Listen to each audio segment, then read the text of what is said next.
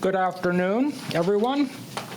Welcome to Quesnel City Council meeting number 18 for Tuesday, October 21, 2025. I would like to call the meeting to order, and before we go any further, I'd like to take a couple of moments and read a statement that I have prepared in memory of Mary Sjostrom. Quesnel City Council and staff mourn the sudden passing of Mary Sjostrom, former City of Quesnel Councillor, Mayor, and most recently Electoral Area A Director of the Cariboo Regional District.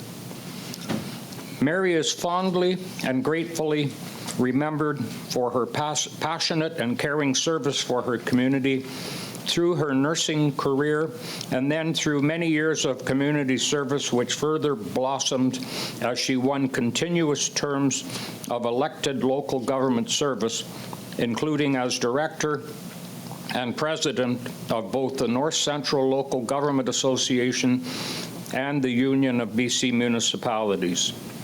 Most recently, Mary advocated for much-needed street lighting on Maple Drive and supported funding efforts for the planned replacement of the Red Bluff Fire Hall.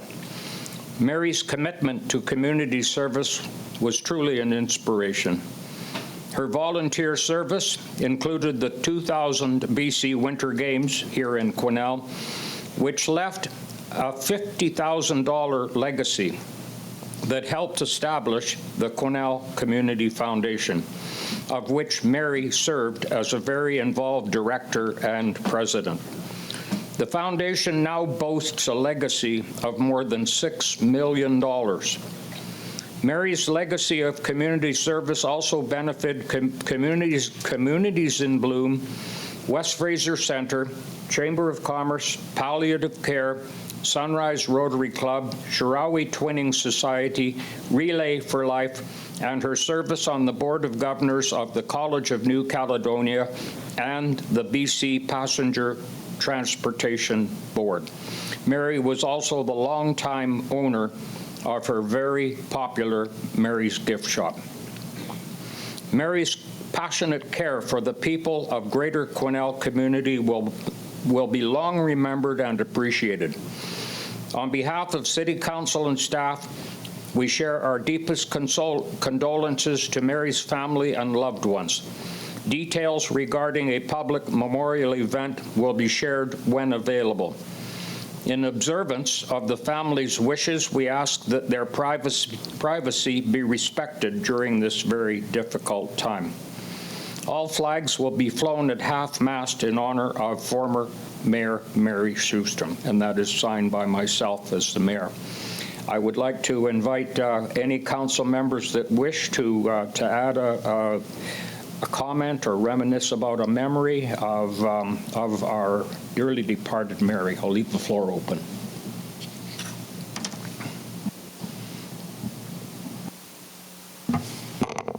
Thank you, Mayor. Everything you said there, spot on. The only thing I'd like to add, she also worked with me with the North Cariboo Seniors Council, and that's how I got to know Mary.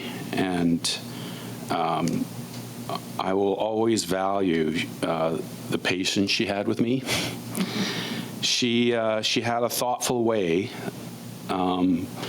where I know the community, the best intentions for the community was what she held highest.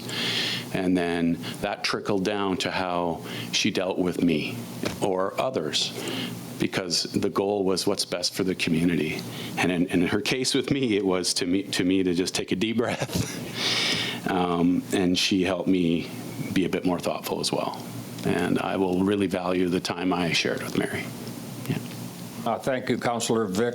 Very well said. Anyone else at this point? Sure. Okay, Councillor Roodenburg. First off, Mary, I'm sorry I forgot to put lipstick on for tonight. It's one of those things you always reminded me of. Put your lipstick on. Sorry I forgot. Not a whole lot more I can say than what I've heard in the community about Mary. She was a person that was driven no matter what was going on. If you didn't answer her email, she would text you. If you didn't answer the text, she would phone you. And if you didn't answer your phone, she'd text you again. She wanted to make sure that you knew what you needed to do and you knew where you needed to go. It was a chance encounter with her as a host for those first Winter Games that I ran into her. And briefly after that, after her first tenure on council, she asked me if I was interested. And from there, was a mentor for the years that she was mayor here. She was a mayor that we needed at the time, her kind, compassionate ways.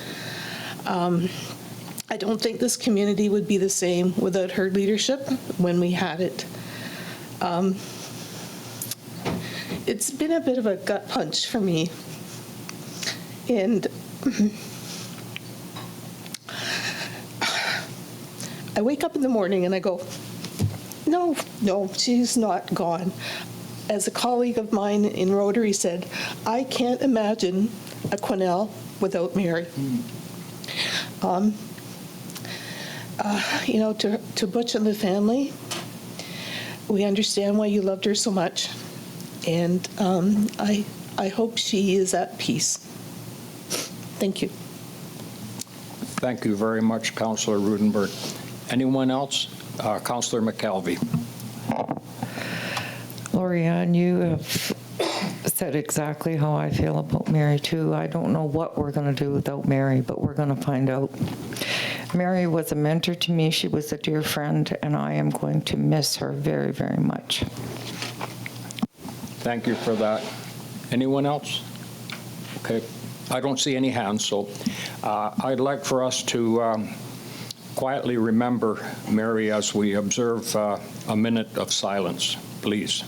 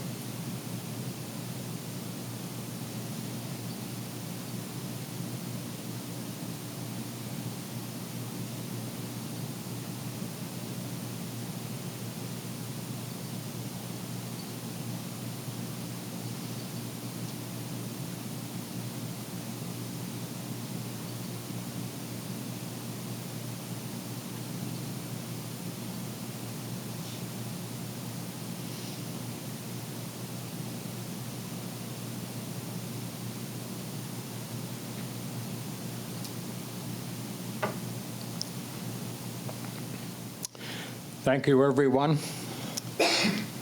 At this time, I would like to recognize that we meet on the traditional territory of the LHTAKO DENE Nation. I would now like to receive a motion to approve the agenda with the following late items. We have late UBCM reports from Councillors Elliott, McKelvie, and Roodenburg, and we have late information regarding K4 Admin Report 93/25, and also K5 Staff Reports Admin Report 76C25. And so with that, could I have a motion to adopt the agenda as amended? Councillor McKelvie, Councillor Roodenburg, are we all in favor? Opposed? Carried. So at this time, I'm just going to deviate from, well, pardon me, we're going to do some adoption of the minutes, and there will be a little deviation in the agenda because we have some people in the audience that have a letter that's right at the end of the agenda, so we're going to bring that letter forward. So could we get a motion to adopt the special open council meeting minutes of September 9, please? Councillor Goulet, Councillor Runge. All in favor? Opposed? Carried. Now adopt the regular council minutes of September 16, 2025. Councillor Vic, Councillor Elliott. Any discussion? Anybody opposed? So we're all in favor? Carried. Adopt special open council meeting minutes of September 18th, 2025. Councillor Elliott, Councillor Roodenburg. All in favor? Opposed? Carried. So at this time, I'd like to bring forward item M1 on page 85 of your agenda, and it is a letter from the Quesnel Downtown Association, and I'll ask the clerk to read that into the record. Letter dated October 3rd from the Quesnel Downtown Association, a request for a resolution of support from Northern Development Initiative Trust Marketing Initiative grant application for Downtown Quesnel Social Media Marketing Project. Okay, so that's the gist of the letter. It is requesting a letter of support.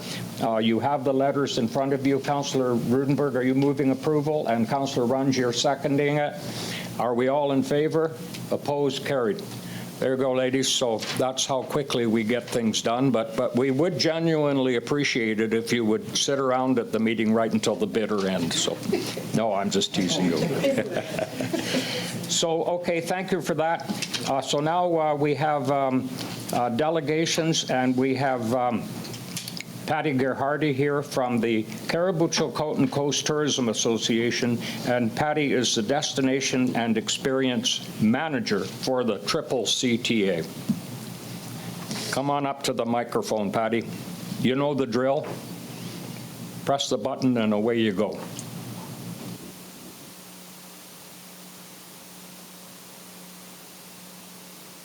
Thank you. I do appreciate it if you remind me to push the button on occasion. I would too like to offer my condolences to Butch and the family.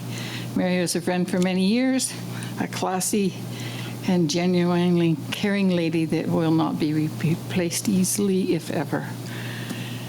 Having said that, good evening. Mr. Mayor, City Councillors, I think most of you know me.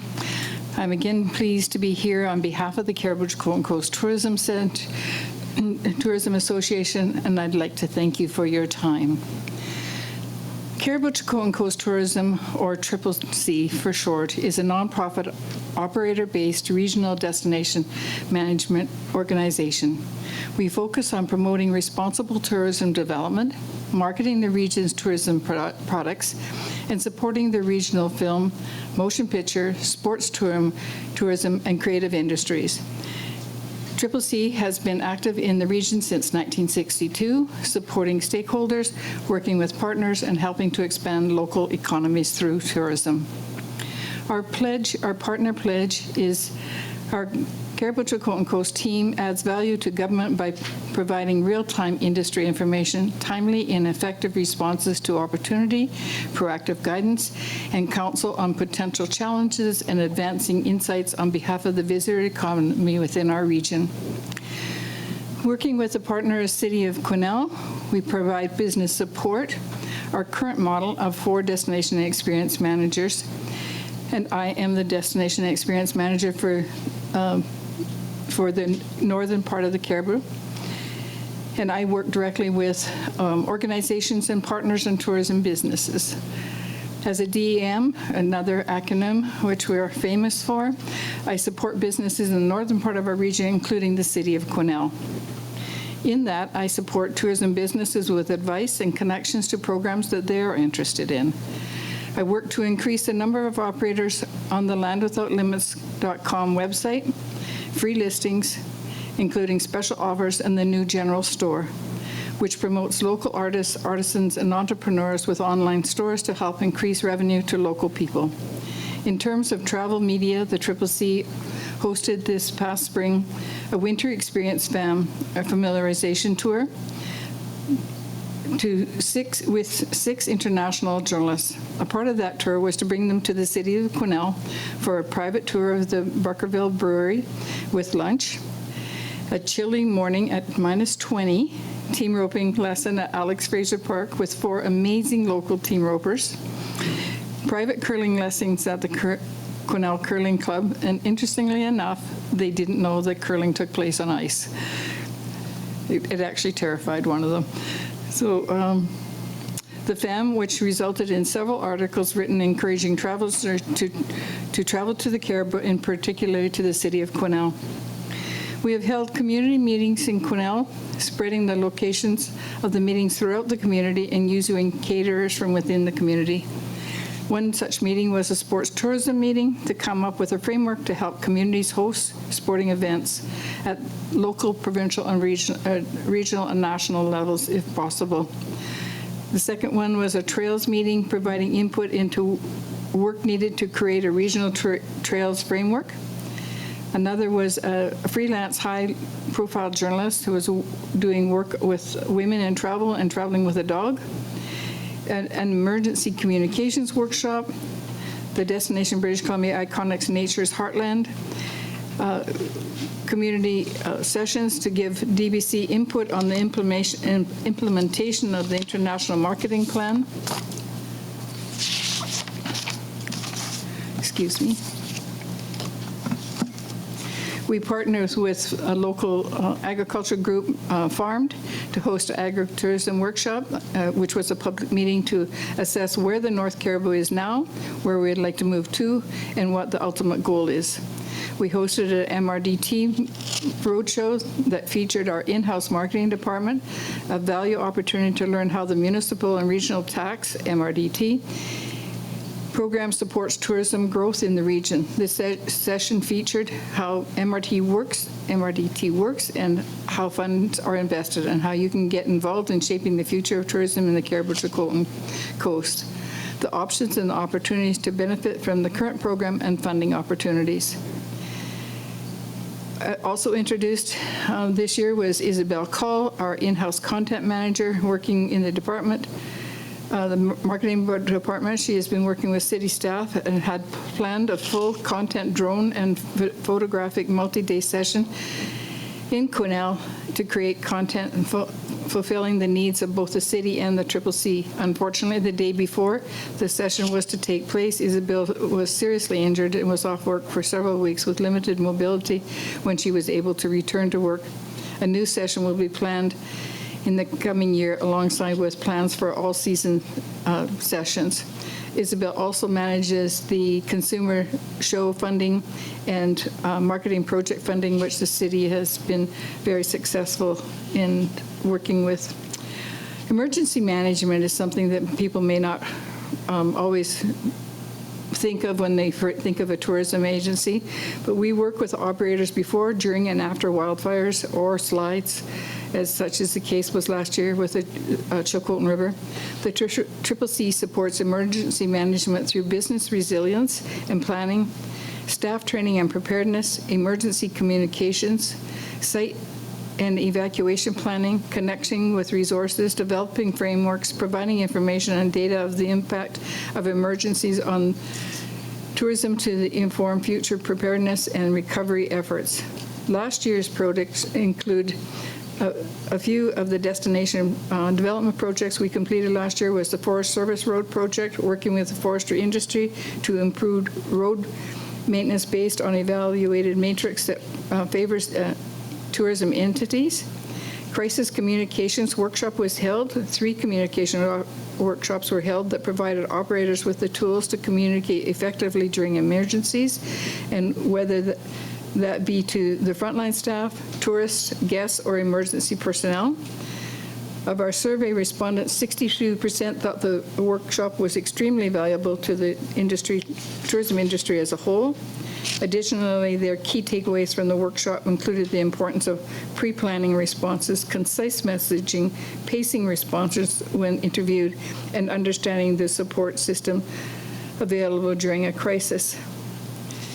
We offered as well this year a jobs to staff matchmaking program to help support operators with hiring. The CCC initiated a matchmaking program working with Thompsons River University and Kamloops to match operators looking to hire tourism staff with students looking for tourism summer jobs. We are pleased to say that Barkerville was able to work with that program. That program will be continuing on this year. So we hope to be able to work with more operators and partners in that regard. We've also connected with UBC and UNBC co-op program advisors to understand their process to post jobs at these universities as well. We're hoping to grow this program again this year in time for the big hiring season next summer. And we have been approached by CNC campus in Quesnel, and we will be working with them in that same capacity. Current and ongoing projects underway is tourism careers presentation for high school students, trying to start them interested in tourism business at that level. We have REDIP grants that we're working on resiliency in the workforce projects. Our marketing department is now actually a marketing department with more than one person, for which it was for many years. They're working on a brand new website, making it even easier for guests to plan their visits to this region. A brand new travel guide coming this winter, designed by content manager Isabel Cobb, who grew up in the region, with layout redesign, high quality content with a local voice telling local stories. In addition to the traditional travel guide and map sales, we have new marketing opportunities for businesses to take part in, such as consumer newsletter opportunities, BC Magazine Road Trip Edition, Media Planet Canada, and the Weather Network. All are campaigns that are extremely affordable. The Food Map marketing initiative has been created, and the purpose of this project was to create a roadmap to local eateries for travelers to have easy access to information on local cuisine and drive traffic to locally owned businesses. This will be implemented on the new website. Our social channel implementation has escalated to a much higher degree. We're working on short form video content. The new strategy includes regularly posted videos to TikTok, YouTube Shorts, and standard long form YouTube content, and the addition of the brand new social platform Blue Sky.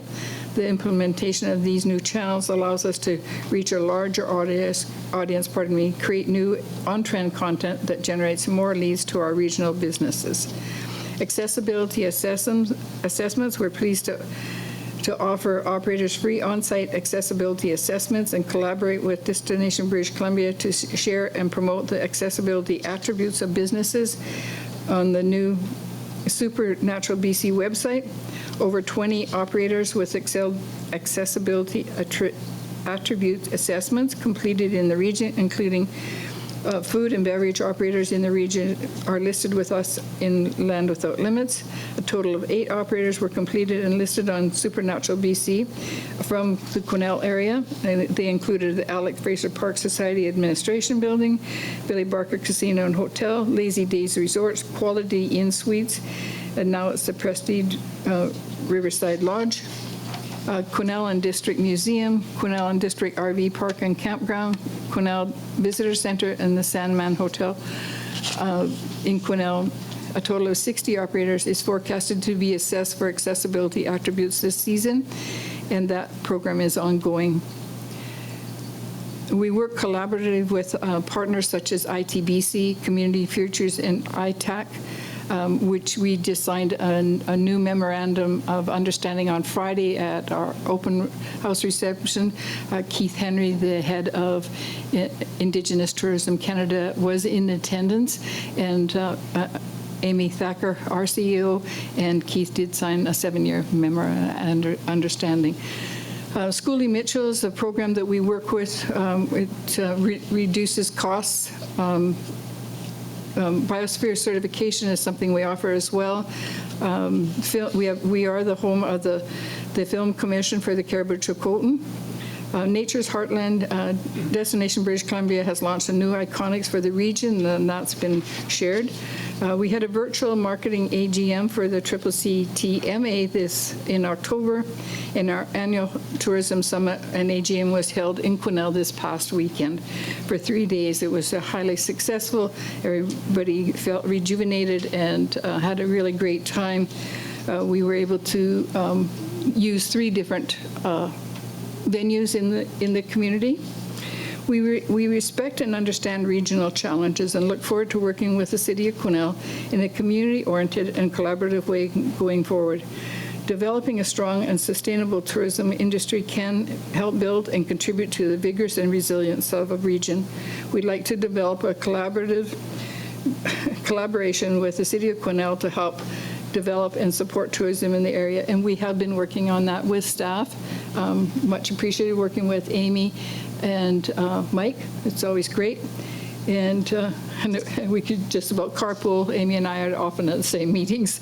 The CCC team strives to support and listen to our operators and partners in all aspects of tourism and look forward to an ongoing collaboration, develop, expand, and share the wonders of our region.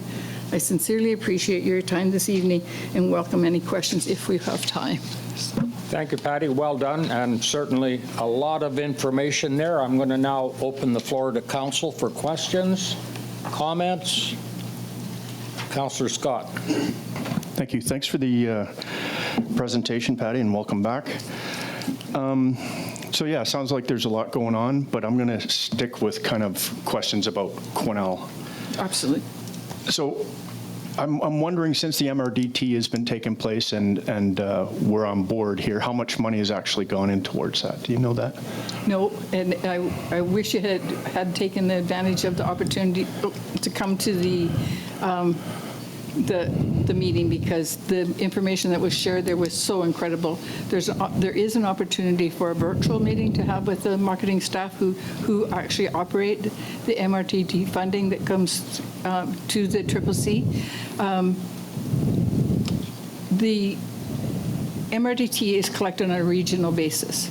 It's collected by the provincial sales tax department. We don't know who collects it. We don't know how much is collected per operator or per region, but we do get that amount minus the administration fee that the provincial government maintains, and that money comes to the CCC. It then is allocated to all of the marketing departments, and some of it that has come directly back to the City of Quesnel is through the consumer show funding and the marketing funding. And I think just this past year, there was 3 applications, and all 3 were successful. Correct. Okay. So you don't know how much comes through us. But do you know how much that you put back, the CCCTA puts back into our region? Do you have any metrics on that?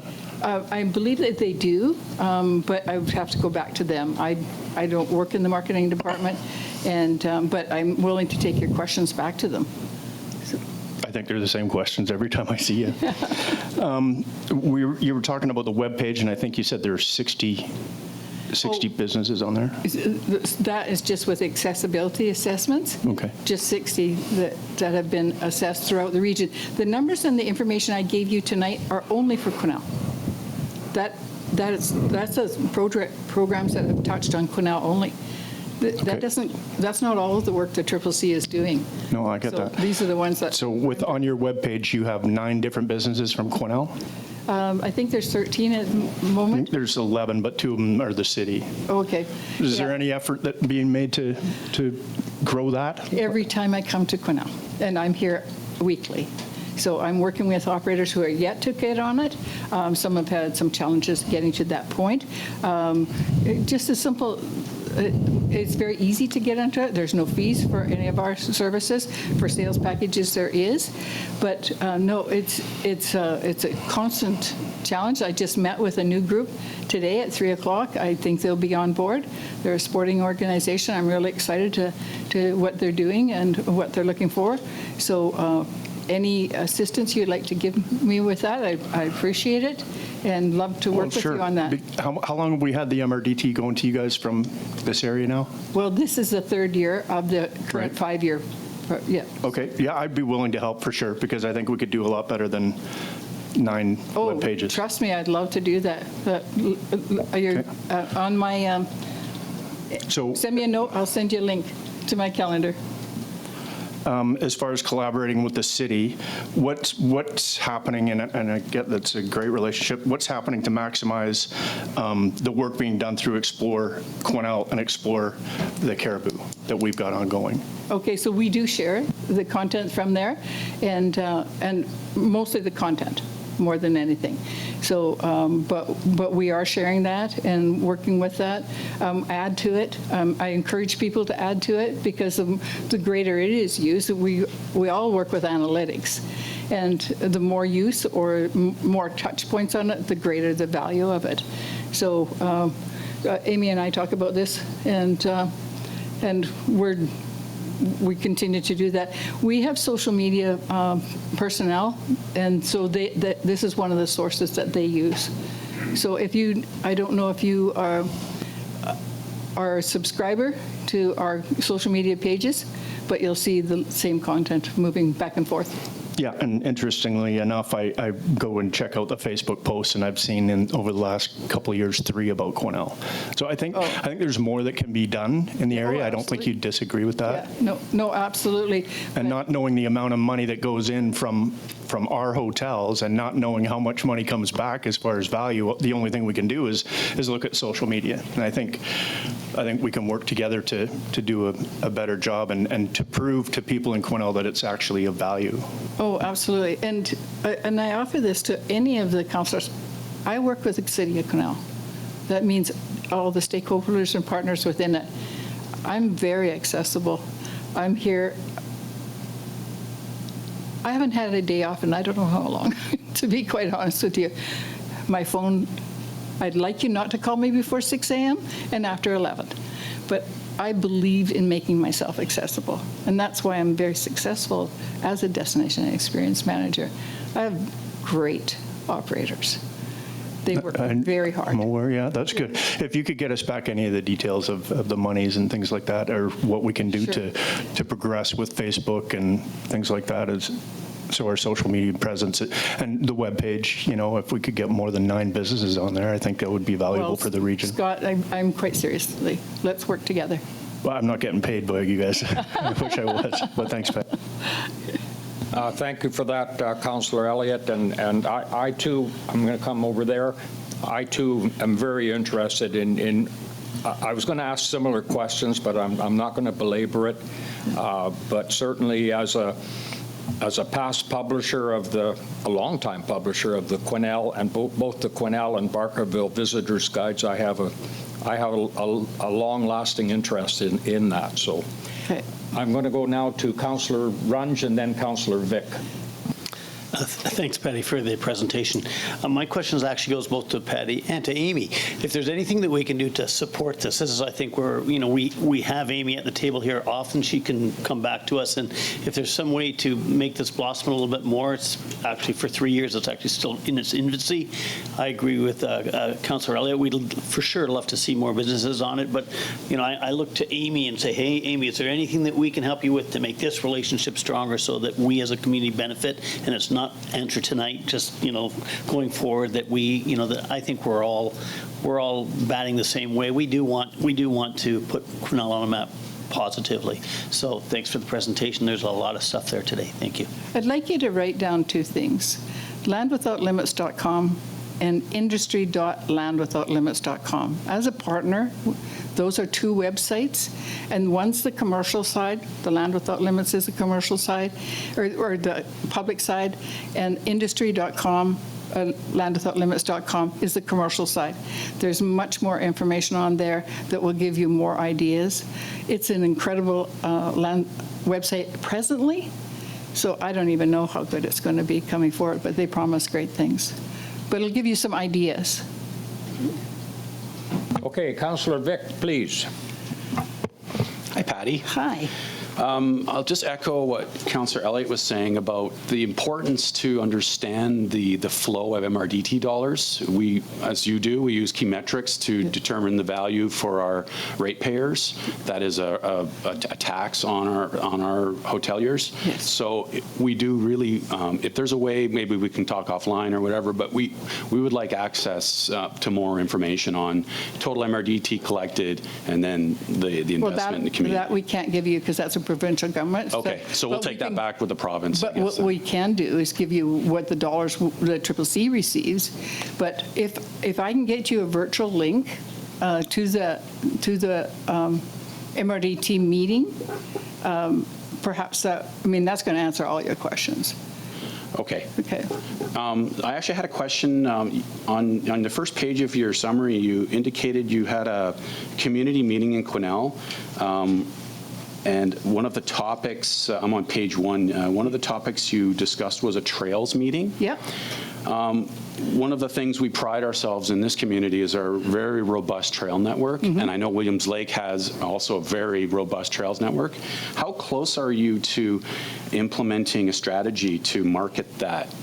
So what the meeting was, is because there's been so much work done on trails over the years, was a fact gathering to bring as many resources together and to determine how to take all of that current information that's been done and is a great resource, and bring it together and then have a lead organization to move forward and develop a strategy and how to do exactly what you're asking. And so that did happen at those meetings, and the CCC was asked to take that project on. The person that was leading at the time is no longer, they've moved on to another job, but it definitely is on the calendar to be moving forward to the next steps. And so I will find out exactly where that is at right now, and I'll be able to come back to you. Yeah, I know we put considerable effort not only to developing the trails, but I know staff within the city also have put in tremendous resources for marketing internally to visitors to our community. It wouldn't be a leap for us to share that with you, and I hope your team can reach out so we can expedite your plan on that. I would ask you, when we try and have community meetings, but we also meet with Amy and Mike too. Okay. And but we do that to gather local information. And the meeting I had today actually came about from the sports tourism meeting that we had locally, so that's great. Yeah, we've done significant investment in our trails in the last decade, and I know Williams Lake's done the same as other jurisdictions. So I'm sure. I remember when the talk of the trail was to go from Quesnel to 10 Mile Lake. So I've been around here a little while. Yeah. Okay. Thank you. Yeah. Okay, Councillor Roodenburg. Thank you. Good to see you again. So a couple things. I don't think people understand the importance of the whole emergency management piece that you talked about, given how we come and go with not only wildfires, but things like landslides, et cetera. Right. So I think, for tourist operators, how important that piece is. And I'm glad to see that the CCCTA have recognized the importance of that. Really unfortunate that your in-house content manager has had a terrible accident.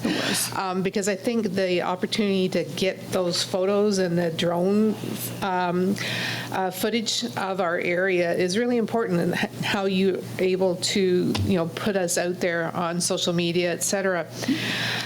So, as you know, I was at the Indigenous tourism piece there. What was that? 2 weeks ago? 3 weeks ago? 2 weeks ago. Oh my goodness. Yeah. So I was looking on your website, and I was looking under which section here? Sorry, under Indigenous experiences. Right. And they talk a lot about Fort Langley, Chilliwack, those places.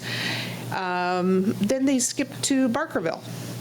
So what I find really interesting is there's a whole area in between any of the Lower Mainland pieces and Barkerville that isn't really even touched on. Things like the fact that we've had 2 years of a powwow with LHTAKO, right? So making sure that those pieces are included, I think, are really important, because the powwow now, it's a competition powwow, as you probably know. Competition 1 year and so it's one of those ones that is really building momentum, and I just don't see it there. So let me share how that would come about. If you, please. I do work with Jessica Peters, the event coordinator for LHTAKO. We talk almost as often as once a week, but unless they become a partner, I can't do that.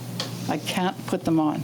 And so it goes depend on how the setup is within a community organization. So they have to become a partner, and then I can gladly do that. I did volunteer at the event, and we did share on social media the powwow and that, but until we do that. So right now, one of the issues, in particular with Indigenous tourism, is we don't have a lot of businesses. There aren't a lot of business. So I work with 3 First Nations in my area alone, and we are working on that. So we have the NASCO 3 Nations store, campground, and Marmot Lake. So they're on there. And Hatzel this year wasn't able to get a coordinator to operate their historic site, which is really unfortunate, but Whispering Pines is their campground, so that's on there. But it is difficult because they are running, our Indigenous communities are running into the same as so many other. We no longer have any river activities here. I'd love to see a business who came back into doing that. So we would support anybody. I personally have quite a long history and experience in developing business. So if there was a business who had an interest in it, I would sit down and talk to them on how to move that forward. Love to do that. So maybe just explain what it means to be a partner, just so people understand what you mean they need to be a partner. Okay, it's very easy to become a partner. All you have to do basically is to sign up. I gave away the one I brought today but it. So just go on the Land Without Limits website, and there's an opportunity to say, sign up as a new partner. It's free. Okay, because I think that's what people would be wondering, if that's a roadblock. It's a free service. Okay. What we require from them is 3 high-resolution photos of their business or the service or experience they offer. And Well, I'm sure they could come up with 3 good ones. Just saying.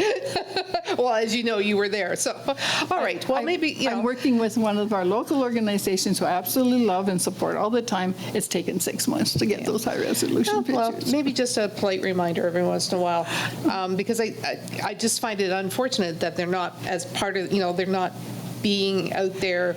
And because that's what people are looking for, those types of experiences, right? As we discussed at the session there with Rocky, it's not necessarily, the bannock and soup kind of thing that they want. They want to see things like powwows, and whether they're traditional or competition.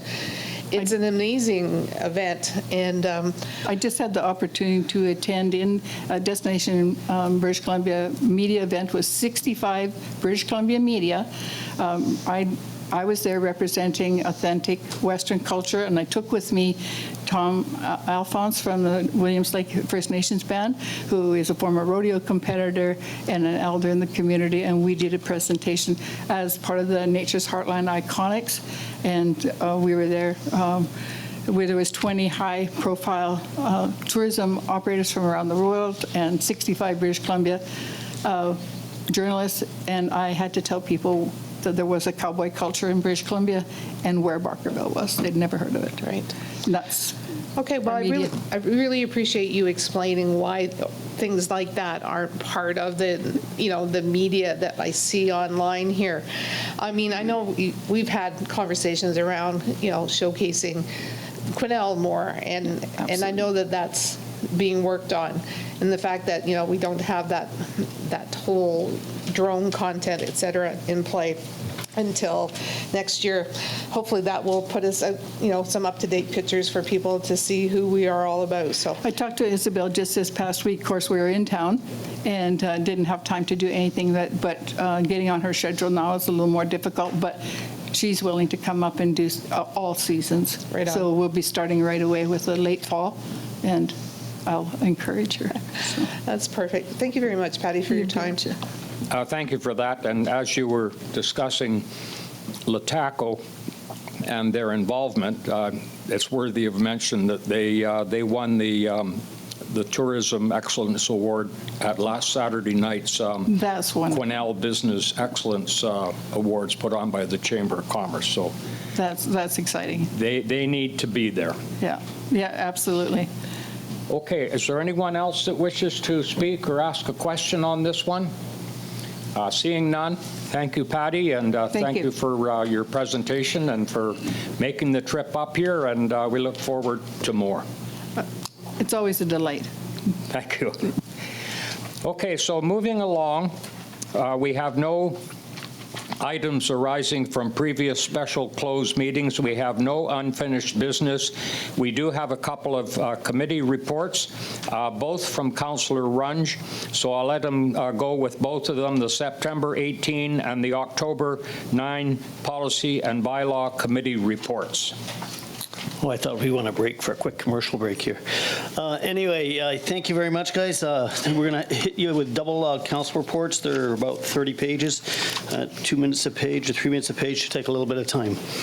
Anyway, so our council report from September 18th, which came to our council meeting on the 8th, and I can't remember what happened there, but anyway, council procedure bylaw, we looked at that, and we directed staff to come back to us after some discussion with further revisions. And our intent there is that the format will be adjusted a little bit so that there's going to be call-out sections in that bylaw, because a lot of the bylaw refers to a lot of things in the community charter, has lots of community charter references. So instead of having that, we'll have little pull-out sections to point you to the right direction to hopefully tighten those things up a little bit. We also talked about public notices and discussions on that with regard, and we talked about, we agreed to maintain newspaper advertisements, but also to allow an alternative media for the second advertisement requirement, just as not everyone is always just looking at the newspaper when we're making a public notice. And the other policy that we reviewed was the social media policy, policy COM-4, and we revised that. There's going to be a recommendation below straight away on that. So we're going to go, I guess, right to that recommendation on page 17 of 89. And I hope you all read it. Yeah, so I'm waiting for you to make a motion. All right, so we make so we made a change on we added to provide guidance to the city as it engages in social media to promote arts and recreation as a line item, point number 3. And then we also, in the policy, we added, with tourism channels, we added tourism and business promotion channels for economic development. And we changed for all city channels. And we added Let's Connect Quesnel into the policy. So with those changes in, I guess we do have some more, sorry, on page 20 of 89. Nope, that will be, yep. This was the one that came back to us before. Councillor Elliott isn't here right now, but elected official participation, we struck a few things out of there. So we used to have council shall not divulge confidential information. We slashed that out of there. We changed, we took it out, and then we added elected officials should adhere to council code of conduct as guidance in the utilization of their personal social media channels as it relates to the city. And with those changes, those are, I guess my motion is to make those changes and move ahead with this policy. Okay, so that is moved by Councillor Runge, seconded by Councillor Roodenburg. Any discussion? All in favor? Opposed? Carried. Okay, so carry on, Councillor Runge. That was bullet fast, way past my bedtime. Okay, moving on. So the next meeting was for the Bylaw and Policy Committee meeting update from October 9th. So we looked Mayor? at. I apologize. We need a resolution for the schedule. Oh, I am sorry. I'll take a step back. I'm sorry. I just flew by that schedule. All right. So we also have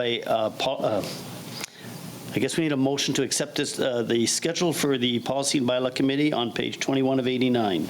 Okay, and Councillor McKelvie is seconding your motion. Are we all in favor? Opposed? Carried. Okay, is there more or?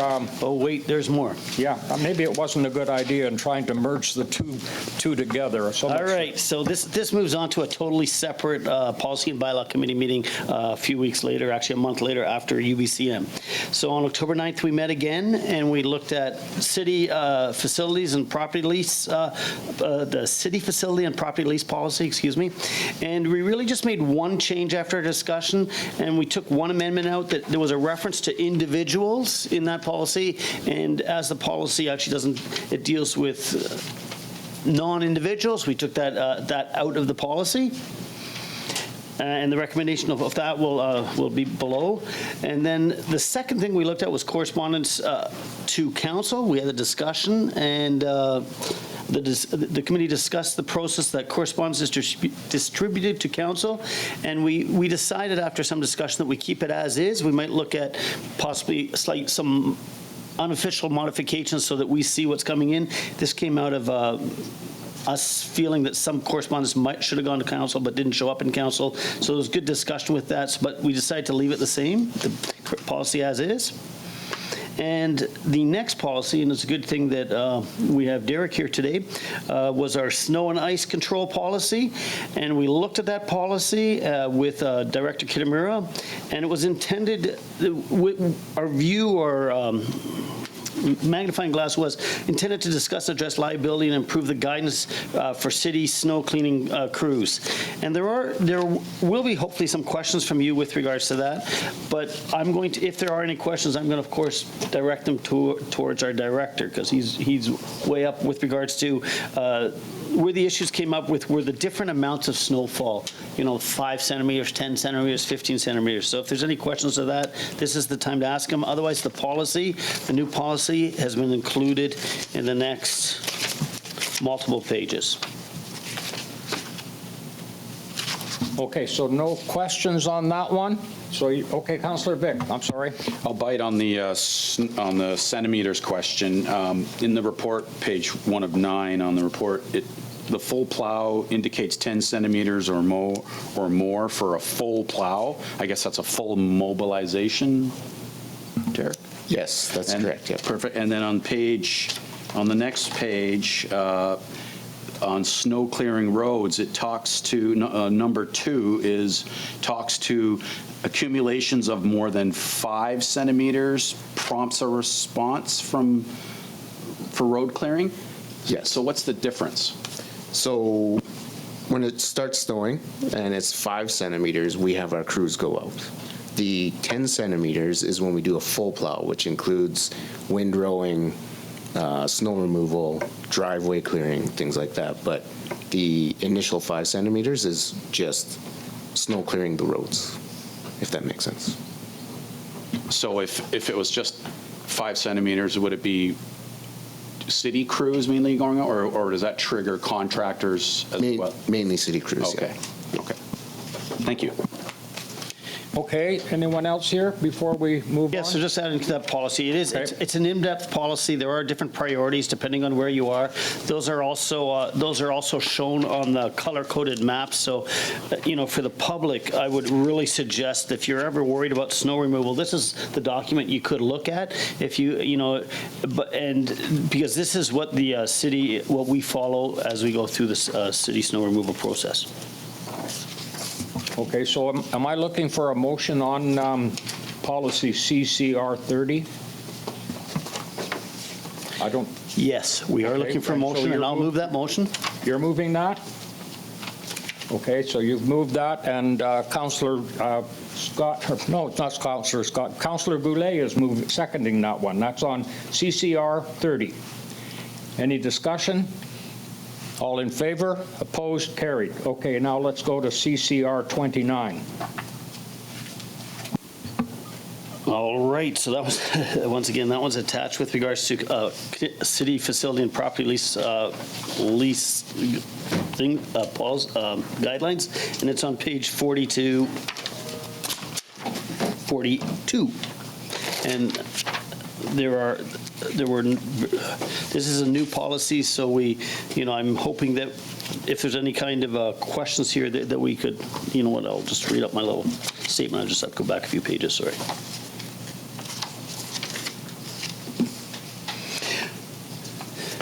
Yeah, so this policy is here for us to look at, what our goals are, our basis for how we grant reduced rent, basis for leasing and use of city facilities and properties, and that's about it. So I'm hoping you read it. It's there for you. You want me to go through with you word for word, or are we okay to just look at it and move it? I don't know that you need to go through it, but so then I'd like to move. If council has any questions on that, now's the time. Okay, I don't see any questions or comments, so therefore, I think it would be in order for you to put on the table the motion to approve policy for city facility and property lease policy CCR-29. Thank you. So I'll second that. Okay, I'll put that motion on the table. Moved by Councillor Runge and seconded by Councillor Vic. Any further discussion? All in favor? Opposed? Carried. Thank you for that, Councillor Runge. Now we go to council reports and discussion items. And the first under UBCM reports is a verbal overview by City Manager McKay. Yeah, thanks for that, Mayor. I'll keep it short because I know Council has more information to share than I from UBCM, but to sum up, it was a very successful trip for all of Council and myself supporting you at UBCM in Victoria this year. We requested 5 meetings. We got 4 of them. We were able to advance issues related to forestry, Dragon Mountain fire treatment, public safety, the development of the QJS lands, and a few other things that I know a number of councillors are going to speak to some of the sessions that they took in. All of it gave us work to follow up on and continue the advocacy that Council's empowered us to do as staff, and we're not going to let that go. But I'll just add a final comment that not my first UBCM by any stretch, but my favorite UBCM that I've yet been to, and I was thoroughly impressed by how Council showed up and worked as a team and advocated hard for the issues that matter here in this city. So from a city manager to you, thank you. Thank you, Mr. City Manager. After that nice short report, I'll pare my half-hour report down to 2 minutes. And I mean, I've basically highlighted pretty well everything in my report, but I'm not going to read it verbatim. You have it before you. Very quickly, on the Monday, I attended a day-long seminar that went well into the night. Get It Done, BC, Stronger Together. And this was hosted by Resource Works BC. And really the key takeaway for me was that it is taking painfully too long for our resources sectors to wade through ever-increasing lengthy government consultative and permitting processes. Resource industries and supporting businesses are frustrated by time-consuming government red tape, rules and regulations, particularly with emerging environmental and Indigenous consultations. There was a quote that I picked up from that session, and it is this: "Capital is cowardly. It will not go where it is not wanted." Another session that is worthy of note was a standing room only Thursday workshop titled Cowichan Tribe's Aboriginal Title Court Decision, Implications for Local Governments, facilitated by 3 very well-versed lawyers. This session raised more questions than answers, the most perplexing of which is how can 2 authorities supposedly having jurisdiction over an existing municipal area, how can they simultaneously have and exercise responsible authority in delivering services and programs to that area, not to mention taxing and collecting for those services and programs? We were reminded that this decision by the lawyers reminded us that this decision is the most significant, far-reaching decision in BC's history. It appears that this very long, drawn-out conundrum, and the winners will likely be the lawyers. Little tongue-in-cheek there. And also, I'm not going to go into any detail in. There's a comment that I want to make that I sat in on an impromptu meeting, and it wasn't on the UBCM agenda, but I found it. And it was a meeting of about 30 mayors, MLAs, and others concerning CN Rail's planned discontinuance of service along parts of their BC Rail, well, it's not BC Rail, but their rail in BC mainline, both in the Squamish and Lillooet subdivisions, and the impacts that would have on freight and passenger service. I added the City of Quesnel's name to the District of Squamish's growing list of concerned communities. And I would recommend, and we don't have to do this tonight, but I'd like staff to, and I would work with staff on a letter to the Minister of Transportation and Transit and others calling for communities and business consultation on CN's proposal, because there was no consultation on this move. And also, along with more than 50 other mayors, councillors, and MLAs, I joined a Wednesday noon rally/media event on the front steps of the legislature with the Save Our Streets, acronym SOS, coalition of businesses motivated in advocating to the provincial government of their concerns over growing crime, lack of public safety, street disorder, vagrancy, and general safety. This, and as a matter of interest, this event was facilitated by Quesnel's own Jess Ketchum, who is a co-founder of SOS, and the event generated substantial media and hopefully government attention. I just quickly want to talk about it wasn't our resolution, it was the Cariboo Regional District's resolution to the on the interconnector project. And I will say that we did request a meeting with the minister on the interconnector, and we were denied. But the regional district did put in a resolution, and the resolution was inadvertently titled in such a manner that it conveyed an implication that this is a Quesnel project as opposed to a provincial project. And so therefore it got referred back to the North Central Local Government Association. It didn't make it onto the agenda for voting. I made a concerted effort to convince delegates to vote to admit the resolution for debate, but I was prevented from explaining how the title was unintentionally misleading. And it didn't help that a 50 or a 60% majority was required to get the resolution on the floor. I mean, when all those cards went up, it looked very encouraging. Yeah, we got this. And then all of a sudden, no, we don't have this because it's not 60%, or pardon me, it's not 50%, it's 60%. So the resolution didn't make it. So we are not giving up on this. This project has been on the drawing board for 50 plus years, and we are not giving up. In conclusion, I wish to express my sincere appreciation to all of Council and CAO Mackay for our excellent teamwork in attending and participating in 4 ministerial meetings, while at the same time covering for resolutions on the convention floor.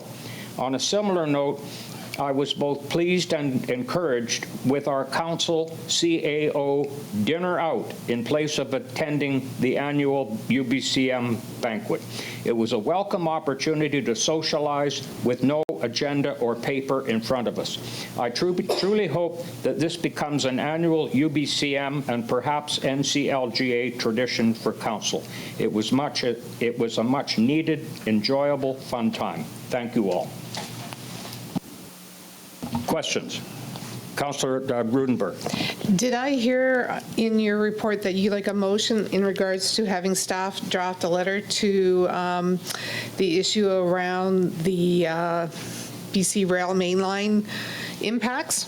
Yes, I was going to get staff to prepare something and bring it back, but if you want to make a motion, I'm sure that it'll get a seconder and it'll get a unanimous vote. Well, there we go. So there you go. You're moving it and Councillor Vick is seconding it. Are we all in favor? We are. Carried. Thank you. Well done. Anyone else?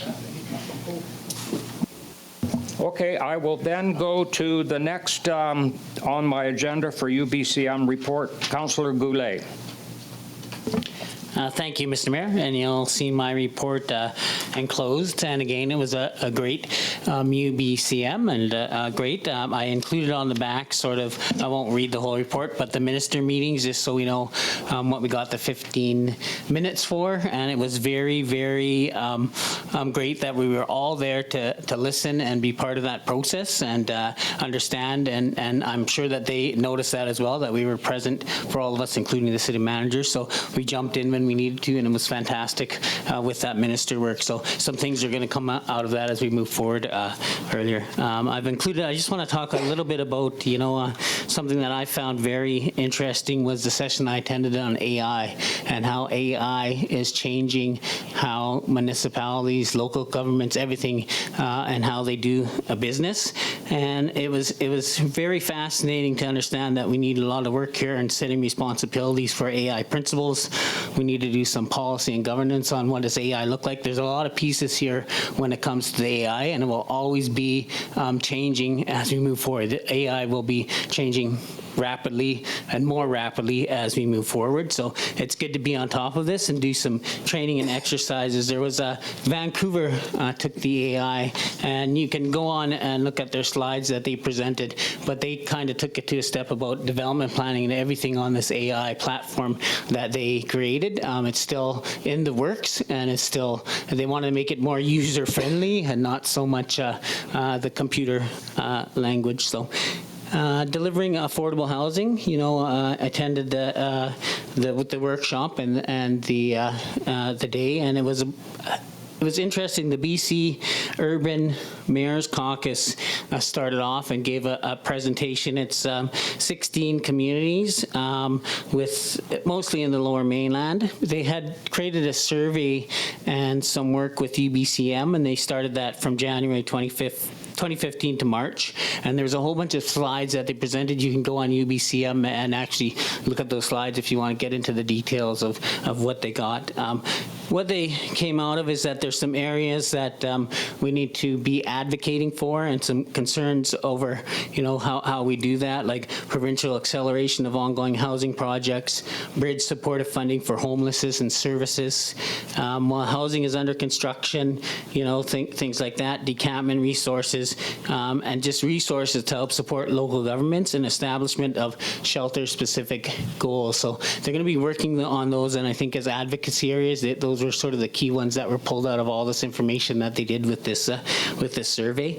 And it was also the theme for the UBCM, of course, was, how do you say, the vulnerable populations, the homelessness and all that is huge at the UBCM, and I think communities are just reeling on how they do that. They are trying to deal with it, but I think there's a provincial issue that needs to be looked at, and how we look at those, how do you say it, courts challenges and stuff like that, but it's a bigger picture than municipalities can deal with. I think there's some pressures that need to be put on the federal government and the provincial government in order to look at those. I think coming up with solutions. I think we had a great one with the minister when we were talking about, I'm sorry, I forgot who it was, when we were talking about the Honourable Terry Young and the mental health and addictions, and sort of how do we be proactive here in a different thinking outside. Everyone's going to come and say, we need more money, we need to do this, we need to do that, but maybe there's different ways, and we ask to focus on areas where solutions are real. For example, ensure the Crown is adequately resourced and developed so that they can do more. And the advocacy he heard from us quite loudly too was the facility in Prince George for the presentation we had at one council meeting. So they said that's going to be a go as far as I heard right from the minister. So some good things there. So thank you. I'll be happy to answer any questions, but thanks. Okay, thank you, Councillor Goudet. Any questions on that one? Okay, then I'm moving next to Councillor Runge. Thank you. And it was a fabulous UBCM. Anyway, it's the second time for me attending UBCM, and current events, study sessions, minister meetings, networking sessions, trade shows, and resolutions. I keep, when I go there, I always think the importance of this event can never be emphasized enough to new councillors coming into the system, because it really is solid. For me, study sessions, I went to some study sessions on healthcare and rethinking care for those in need. We had the minister meetings. We went to Small Communities Forum, the plenary with regards to the BC's economy, had me thinking. And, we went to Excellence Awards and networking sessions. So I do want to talk about a few of them. One of the sessions I went to with healthcare, the heart of the community. And what I actually took out of this is something that we already do quite well, but something that we want to always keep focusing on. Everybody's suffering with, as ERs close across different types of communities, there's a domino effect, and that filters down to all sorts of different effects, ripples through the community. So we, with our red carpet treatment, that works. So when you have, if you have red carpet treatment to keep workers in town, we need to make sure. So we have to keep focusing here as a council when we do budget stuff. And I know we're going to come into weird budget times, but we have to make sure that we are still in touch with new employees and not just in the health field areas. We need to make sure that we keep in touch to keep them trained. Do we have data? Are we collecting data as a community of what's going on? And are we able to support them in housing and daycare needs? Because for a lot of people, those are the game changers which will keep them into communities, whether it's education, whether it's health, whether it's policing, whether it's any of our services. So we really want to keep that somewhere in our mind as we think about those things. So that was for the healthcare, my biggest takeaway. My there was a disordered downtown discussion. Lots of great, frank discussions. It was a solid session there. And it's one of those things that we, as we get corresponding costs from vandalism, acts of violence, theft, and all those types of things, as a community, we really have to think about how can we hit this from all sorts of angles, and so that session was fabulous. So it seemed as if there's a relative to previous years, there's more of a focus on needs-based solutions and coming down. So that for me was exciting, because last year we talked about stuff. This year we start to see things happening around the province, and I sure hope that those move ahead fairly quickly. Ministers' meetings, they were fabulous, and you know what?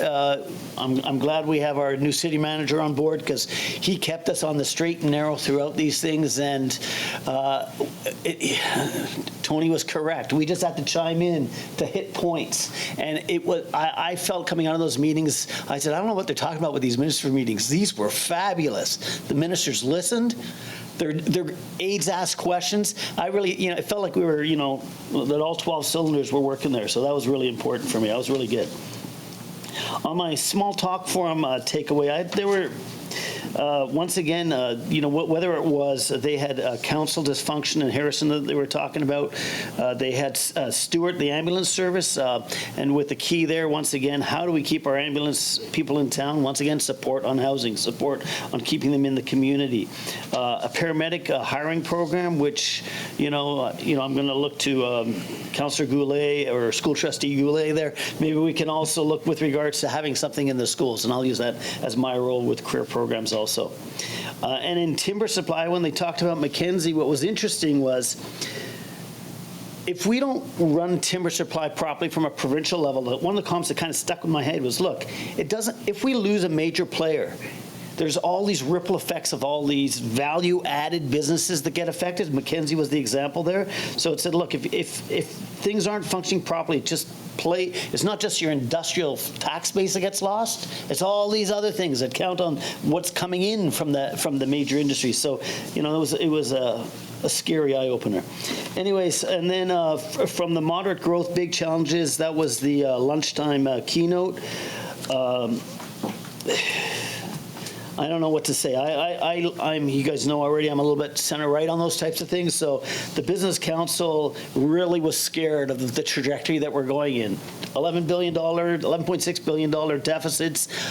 Those are warning flags, not just for the province. They're warning flags for us, because in times of global uncertainty, aging demographics, interprovincial migration, increased debt, that's going to trickle down to us at the local economy. And that's kind of scary.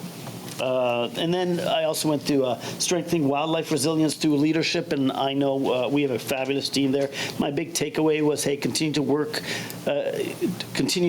collectively with as many stakeholders as possible. One of their biggest takeaway, which I think we may already be doing fairly well, but we want to keep that also there, is always get lots of Indigenous feedback on all parts of the plan, concept, engineering, construction, right to completion, and that will give you a lot more hits with regards to all sorts of money coming in from different sources also, and working together as a community just to make it better.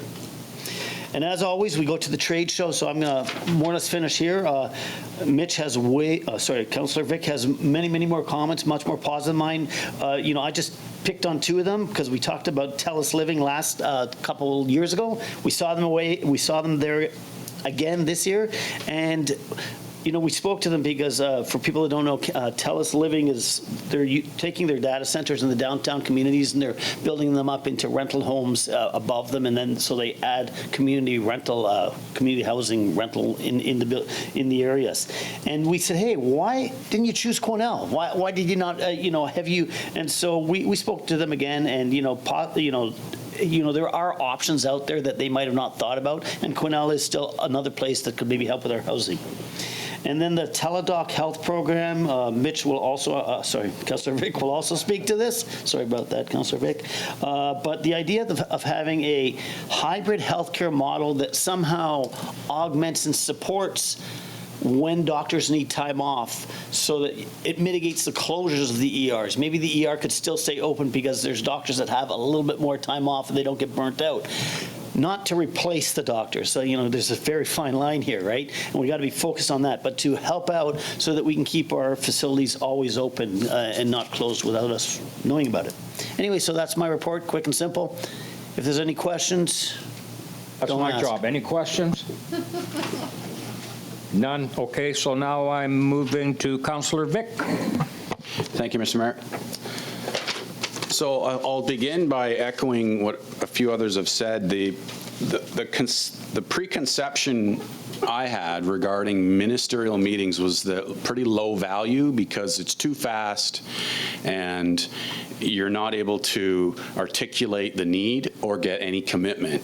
And I'm going to tell you, that was completely blown out of the water by our real high degree of preparation, which our city manager deserves a ton of credit for that preparation. We were armed with excellent reporting going in. And then my colleagues, all of us were there, and that can't be underestimated. We went in as a unit, a unified unit to represent very concise asks and needs and issues, and the feedback we got from our colleagues across the table from the province was meaningful, and in some cases we had solutions before we left the room.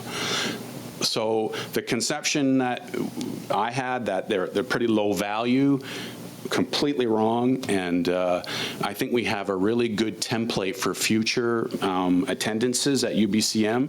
Go as a unified front, all council, with a lot of prep from our staff, and you can get results, and we did. So that I won't talk about the meetings specifically. It's been well covered. I'll focus on. In my report, our reporting was asked to identify things that council may choose to pursue or consider, and in my report I highlighted that in red. So I'll go right to the items in red. I took part in a study session, local government engagement in provincial First Nations negotiations. The lesson gleaned here was obviously having good relations with First Nations is critical, and questions or issues arising need to be dealt with directly and promptly. And we're going to look to our provincial leadership to make sure an environment's created where we can have good meetings with First Nations that don't violate the community charter. Right now there's some issues with having meetings with First Nations that really are government to government but aren't recognized properly within the charter. So I hope they can rectify that so we can have a closed meeting and discuss things that need to be discussed. Councillor Runge talked about the disordered downtown. That was a huge, that was one of the key moments of the conference for me. It covered a lot, but as Councillor Runge pointed out, it's not one simple solution. It's a multifaceted issue, and we have work to do when it comes to considering health care before even housing, stabilizing patients, or stabilizing those who are in crisis, who in many cases are causing harm in the community. And one thing that we have to get over is the use of involuntary care, where if an individual is not able to make decisions and they're causing harm in the community, they need to be treated involuntarily if necessary. And I think the province has come to grips with that concept to the point where an announcement was made at the end of UBCM that 50 beds will be created in Prince George to deal with that specific issue. So in terms of what we can do in red, also we talked in that session, talked about Crown Council, getting advocacy, and what we could consider is liaising with local Crown offices, our local Crown office, and understanding their challenges that could help us with how we interact with our RCMP. And we may consider the creation of a downtown community court, and then that's similar, it's a type of restorative justice that could take some pressure off our local system to maybe deal with those behaviors that are a nuisance and cause harm, but maybe don't need to be inside the criminal justice system. That could be something council might want to get behind. Then we talk, in terms of a study session, the strengthening wildfire resilience through leadership. What I have here is council may wish to add more horsepower to encouraging residents to engage a fire smart technician to assess their property. We already have a very robust fire smart program in the city, and we may want to kick it up a notch with a bit more horsepower to convince residents to engage those that provide that analysis of your property. Mitigation lowers risk, obviously, and it also lowers insurance premiums. Council may wish to examine wildfire vulnerable areas in the context of a development permit area under the OCP. And I know that could be a negative connotation, because that could require another layer of cost to a development. But in our highest risk areas around our community, we may want to consider that under the OCP. Not sure what Tanya thinks about that, but anyway. In terms of the trade show, it was a lot smaller this year. It was probably a quarter the size of it was last year, but the quality was still very high in terms of who was present. Martin talked about Teledoc. The only thing I'll add to that, Teledoc is a remote system where you are in the emergency room or in a clinic office, and there's a doctor on a screen who's talking to you, and you're giving feedback to a doctor remotely. It's certainly not a replacement for a doctor. However, they've done the testing in Prince George on a trial basis with Teledoc, and they've also, the clinic in Burns Lake uses Teledoc.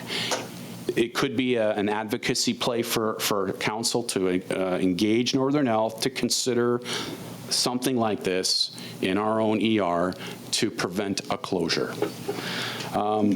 Bumped into Fortis BC. What I gleaned here is council may wish to direct staff to establish a connection with a relevant third party to assess the possible development of a small-scale methane capture system at our landfill. We know we now have a pressing issue with our methane escape.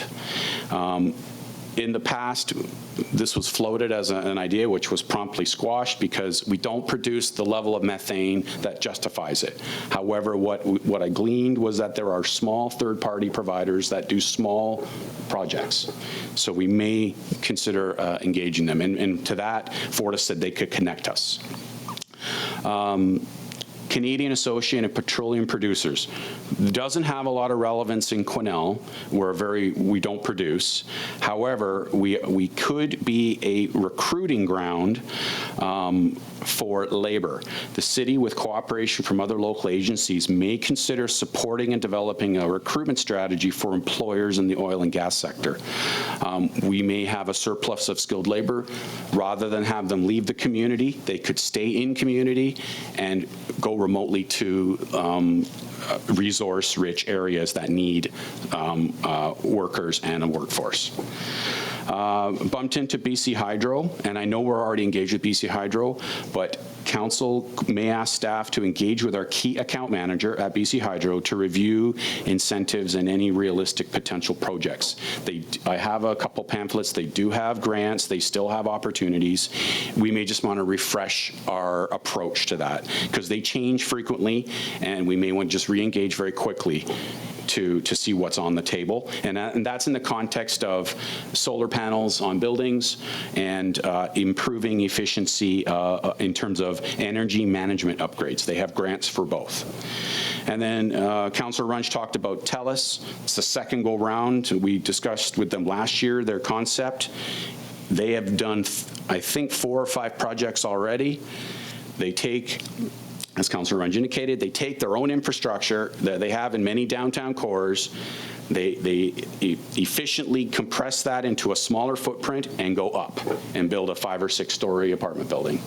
So I hope we can work with TELUS and explore that. And that's all I got. Thank you. Thank you. Well done, Councillor Vic. Councillor Roodenburg. Thank you. I love hearing the enthusiasm in your guys' reports, by the way. So, Councillor Vic, when you were talking about the opportunity to have legislative amendments in response to the desire of First Nations and local governments to work together, they're actually working on that. And it's because of calls from UBCM and local governments wanting to be able to have those conversations in camera, following certain sets of rules, but being able to do that without fear of it being, you know, behind the scenes kind of work. So they are working on legislation to do that. So us keeping that in the forefront, it has worked. Okay, thank you for that. Anyone else on Councillor Vic's report? Okay, I don't see any, so now I will go to Councillor Elliott. Okay, thank you, Mr. Mayor. A lot of this has been discussed already, so I'm just going to try and rip through it. So you're welcome. One of the ministers' meetings was with Randy Neal, the Minister for Waterland and Resources Stewardship, and it was just a conversation about QJS lands and us really just bringing her up to speed on our challenges and where we're at, and I thought she sounded very positive that this could be worked on, and staff was on it immediately, as mentioned earlier. So, yeah, that was really good. And then Tamara Davidson, the Minister of Environment, Parks, Dragon Mountain fuel treatment. Again, it was just bringing the minister up to speed. And it seemed like maybe there was a little bit of disconnect on how far the project was moving along and where we wanted to see it. So mainly it was just a communication piece that they're going to keep us up to date better, I think, at where they're at. It was interesting to have BC Park staff there at that meeting, and they could say, no, this is our plan. And so we did ask for them to follow up, and I think that's going to come through soon. But it did sound quite positive as well. So the study sessions, I went to the climate hazards and housing, risk resilience, and local action. And what I got from that is that many of the communities are obviously in the same boat as us, and that a lot of what could be done to mitigate risk is being done here. We're quite on top of it. So it was really good to hear. We can always do more, but every solution that they came up with is fire smarting and different initiatives. We'd been involved already, so that was good. Delivering affordable, and they recommended addressing this and not saying affordable anymore, more attainable housing, the challenges and opportunities. was quite interesting. They brought up a situation that I'm quite familiar with in employee housing in Whistler, and how the resort municipality of Whistler went about attaining more housing, and basically it was just keeping the cost very, very low on homes. I remember back in the day you could get a house for like $200,000, which was unheard of in Whistler at the time, but there were a lot of checks that you had to figure out. For example, you couldn't sell that house for a massive profit down the road. You had to keep it with your family, or if you were to sell it, it was at a very limited price point. It's not something I don't think Quesnel could work on so much, but it was an interesting alternative, and it's been working well for them. Another one was from the municipality of Creston, who has set up a housing corporation themselves, and it'll just be an interesting community to keep an eye on. They actually celebrated their 1-year anniversary of starting the corporation while we were at UBCM. So it's really early days, but they did mention the possibility of, when you do have a housing corporation through the municipality, there are different avenues to get funding and get programs started. And their first project that they're working on is 110 spaces for childcare, which is a big issue in their community, combined with 42 rental units.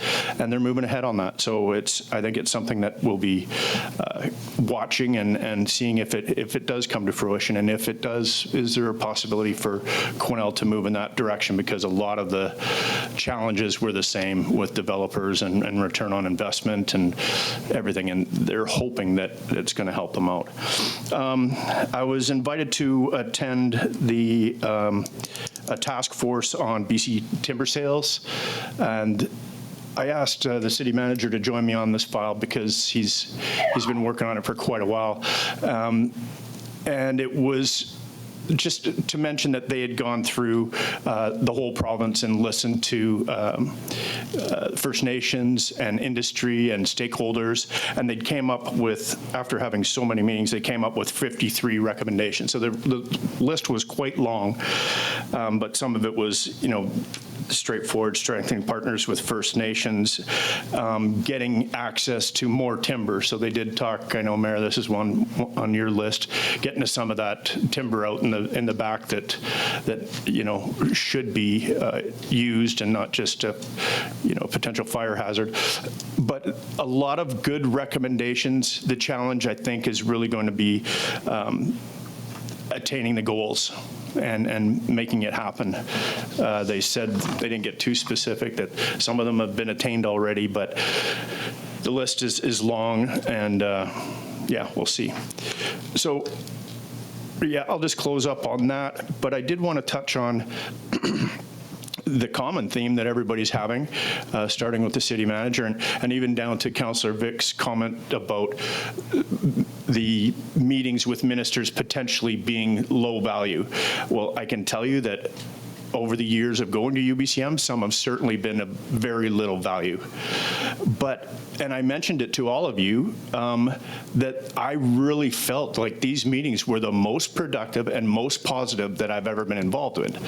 And I think to everyone's point, it was that we came in firing all cylinders together, everybody as a concerted effort. We were all on the same page. We were all ready to go. The results were very positive. Some of the things were figured out immediately, and some they promised to really move on. So in the past, some of them have been, okay, was that 15 minutes? It felt like 30 seconds. Thanks for having us. But this time was really good. So thank you very much. Okay, thank you for that one, Councillor Elliott. The next one I'm going to is Councillor McKelvie. Thank you, Mr. Mayor. I've got facts and figures here that are statistics that I thought you might be interested in. I felt that this UBCM convention was cognizant of the many key challenges that the people in British Columbia are experiencing. The valid concerns with uncertain health in our communities was the topic that found its way into the sessions I attended. This, combined with the invaluable networking with colleagues who share the same concerns and challenges, I felt that the 2025 UBCM convention was educational experience and that it provided me with hope. The one session that I attended that I really enjoyed was the disorder downtown. Not that I so much enjoyed it, I just found it really, really interesting, and some of the things that we learned were quite interesting. It was determined that we're all in the same boat in this province with our health services plan, and we need the courage to do things differently. We are falling short on mental health, addiction, and long-term care. Therefore, to succeed, all partners must learn to collaborate, communicate, and educate to operate more effectively and efficiently. Training and stabilizing models are needed to better support ER doctors. There was also discussion of poor coordination with current models and how this affects efficiency. We are encouraged to voice our concerns. Help us to help you, and that means people that are at home as well. Voice your concerns. I'm going to share some of my notes. The disorderly downtown session, Rethinking Care for Those in Needs. I would encourage you to check out ourplacesociety.com for the entire educational dialogue of this extremely enlightening panel session. It was, I thought it was fantastic. No single solution exists. However, RCMP are needed in mid-level and high-level drug dealing. Criminalizing criminal activity is needed. To me, that's one thing that is needed desperately. Working together with stress, yet again, street disorder is a choice. Businesses are really struggling. Communities require service to treat the problems. It's tough to operate in unsafe environments. The system needs balanced reform. All levels of government need to be part of the solutions, not operating in the vacuum that we are in now.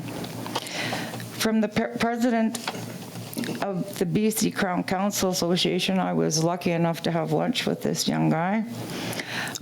He was fantastic. One stat that was alarming, crimes against children have increased by 131%. We need tougher laws, again, and more resources. Bail reform, expand the model. We need more prosecutors. Public has influence, use it. Some communities are utilizing community courts, community advisory committees, and I think that's something that, we could, sink our teeth into and have a look at to take some of the pressure off of our justice system. This Dr. Vaniel Vijo, I don't know that I'm pronouncing his name correctly. He was talking about the mental health crisis that we have in our province. The drugs on the streets now cause acquired brain injury. We've gone from 300 injured to 3,000 in 10 years. 30,000 are at risk. Carfentanil is 10,000 times more potent than morphine, and all drugs in our country are toxic. The problem that they have is that it's difficult to treat addiction that we're seeing with today's drug, and there's no long-term care. We have approximately 2,500 addicts who are suffering from acute mental illness, brain injury. These drugs that they're taking cause brain injuries. The province is taking action to ensure people with long-term concurrent mental health and addiction challenges get secure and dignified care by opening highly secure facilities for people under the Mental Health Act throughout the province, as well as BC Corrections. We haven't seen this in our community yet, but knowing that it's on the radar is at least somewhat encouraging. The other person that I found really interesting was a gal by the name of Marcy Grossman. She's a criminal psychologist and an international diplomat. She was just a delight. I really enjoyed her presentation at UBCM. She had a lot of quotes that were interesting. One that she had up was by Ronald Reagan from 1980. If not us, who? If not now, when? And I think that that's really says it all. I'm going to leave it there. I also want to say that I enjoyed not feeling like we were at a speed dating course when we were at the ministers' meetings, and I want to thank our city manager for his excellent input at those meetings. They were fantastic, and I felt that we had traction in all four. Thank you. Okay, thank you, Councillor McKelvie. Last but not least, Councillor Roodenburg. Hey, can I just say ditto?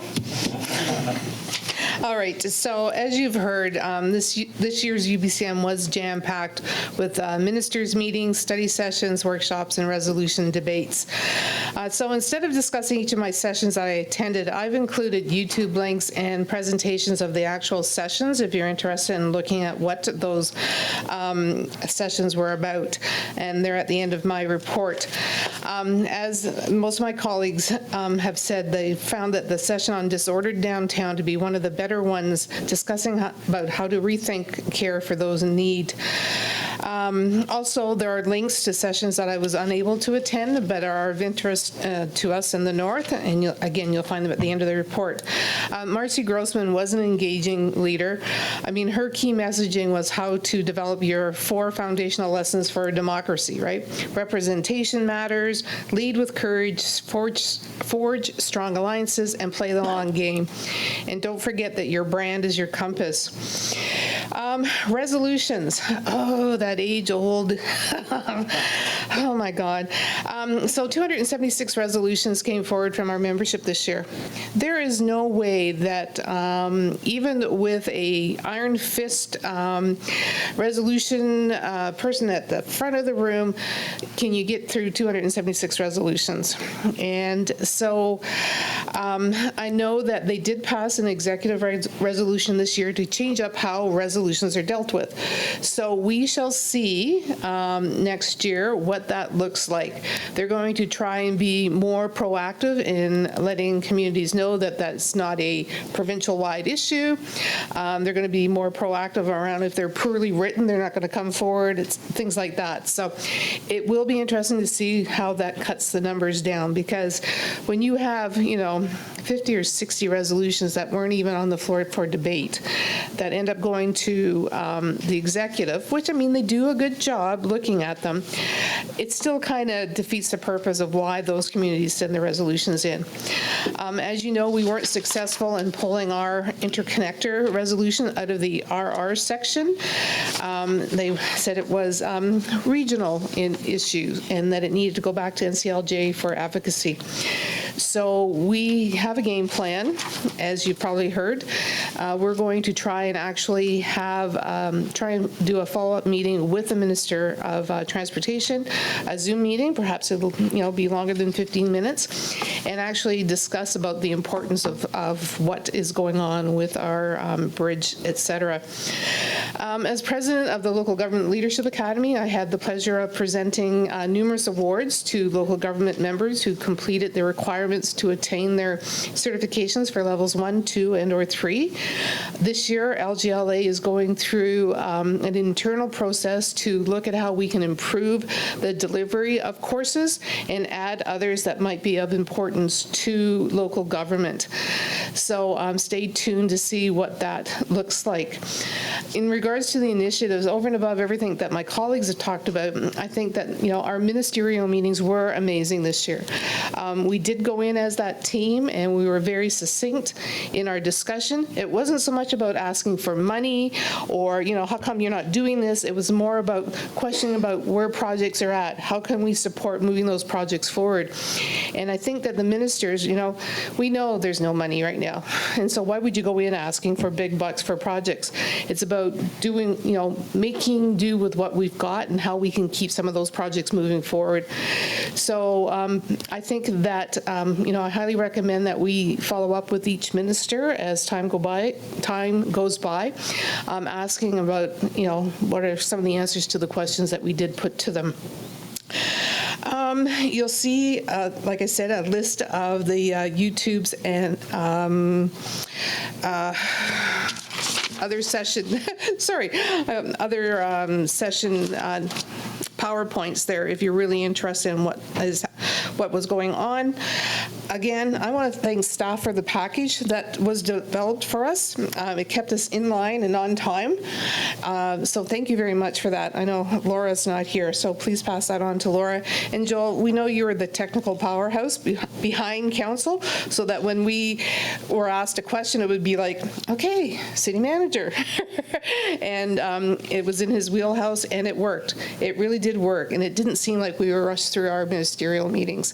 And, you know, this is the first time in my umpteen number of years being in local government that I've seen an entire council attend with the city manager. So kudos to all of you. So thank you for recognizing how important it is for us to be there and to represent Quesnel, and you guys all did a rocking job, so thanks. That's it. Okay, thank you, Councillor Roodenburg. Any questions coming out of that one? Okay, thank you. Now we're going to go to city staff reports, and we have admin report 90/25 legislative changes to Local Government Act and Local Elections Campaign Financing Act. Deputy Corporate Administrator Hartley, you're up. The Ministry of Housing and Municipal Affairs governs our municipal elections, and on May 13th, they passed Bill 13, Miscellaneous Statutes Amendment Act, and that affects Quesnel as far as the Local Government Act by allowing submission of the nomination documents by email as long as it is received by the end of the nomination period. As part of this amendment, the requirement for an original copy is repealed. So that's drastically different from the last election. It is also now requiring that BC Elections redacts all personal information that could be deemed FOIable, telephone number, address, public notices and nomination documents. Mail ballot voting has had some significant changes to it, allowing a lot of leeway for mail ballots to actually be dropped off right up until the 8 p.m. on the general election day. Marking the ballot has been changed. Ballots can be, as long as you show some indication of who your intent to vote for is, that ballot must be accepted, whether it's in the box or with an X, or regardless, it has to be accepted now. And then a few changes to the Government Financing Act. So those I have not highlighted. I apologize. But they are all in the report, and it's for information only. Okay, thank you for that. Before I open the floor up to questions, it's very encouraging, actually, and long overdue to see a lot of the old antiquated methods in Elections BC's portfolio that they have cleaned that up. I mean, I can tell you that, you know, as a past returning officer myself, counting ballots into the wee hours of the morning and coming across the ballot that had the candidate's name written right across the top of the ballot. It was abundantly obvious who that person was voting for, but no, it was a spoiled ballot, so it's long overdue. Questions? I think you're going to get off easy on this one. Okay, thank you for that. Next is Admin Report 9125, Indigenous Acknowledgement Manager Robinson to report. Yeah, thank you, Mayor, and good evening, Council. So this topic has been on the agenda previously in August of this year, and based on that discussion, the two recommendations you see before you tonight were made, and I'm happy to answer any questions, but yeah, I'll turn the floor back over to Mayor Paull. Okay, thank you for that. This one's been a long time coming. Is there any questions from Council or any recommendations? I mean, there are, it's pretty clear there, and I presume that under the recommendation, there's two that Council broaden and then Council provide. Is one a written acknowledgement and the other a verbal acknowledgement? So the first one is the written acknowledgement that would appear on the agenda. Am I right?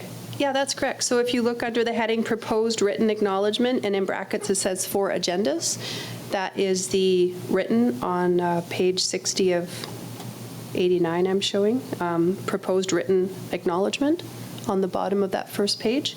And then we have the proposed verbal acknowledgement options under that heading.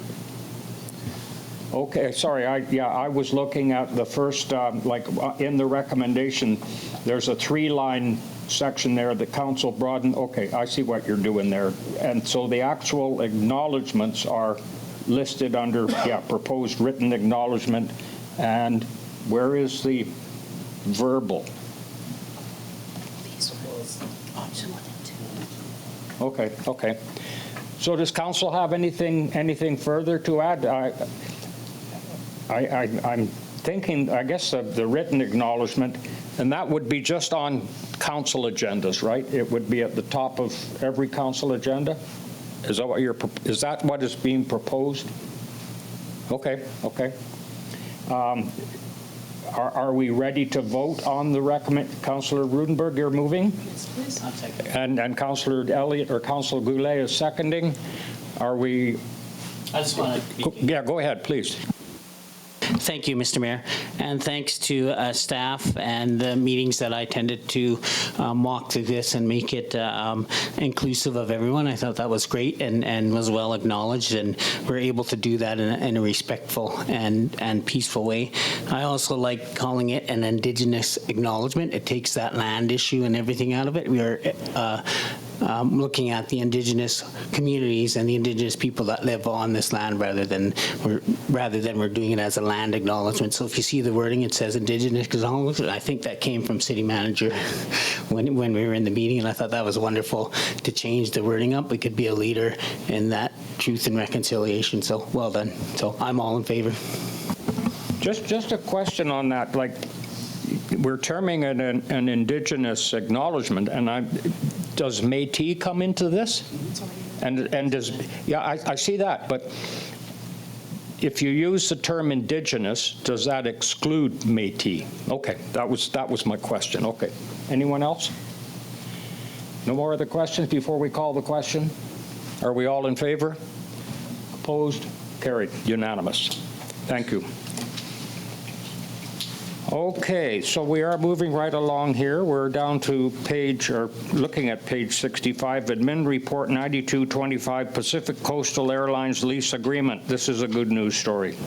Director Norburn to report. Thank you, Mr. Mayor. The purpose of this report is to obtain council approval to enter into a 5-year lease and air services agreement with Pacific Coastal Airlines for the use of space at the Quesnel Regional Airport. The proposed agreement is substantially similar to the agreement the city has with Central Mountain Air. Under the agreement, Pacific Coastal Airlines will pay a fixed lease rate for space they use at the airport and a per passenger fee for flights arriving and departing from the airport. The per passenger fee is incorporated into the city's comprehensive fees and charges bylaw. Increases may be made at any time during the term of the agreement by amending the bylaw and providing notice to the air carrier. Lease rates for the space that Pacific Coastal uses in and around the terminal building are increased by 2% each year of the agreement, which is consistent with the agreement that we have with Central Mountain Air. The term of the agreement is for 5 years, running from October 1st to 2025 to September 30th, 2030. And the first date of use by the airport or by Pacific Coastal for the airport is on October the 30th. So the recommendation to council is that council enter into the attached 5-year lease and air services agreement with Pacific Coastal Airlines for use of space at the Quesnel Regional Airport, and that the mayor and corporate administrator be authorized to execute such documentation as required to complete the agreement.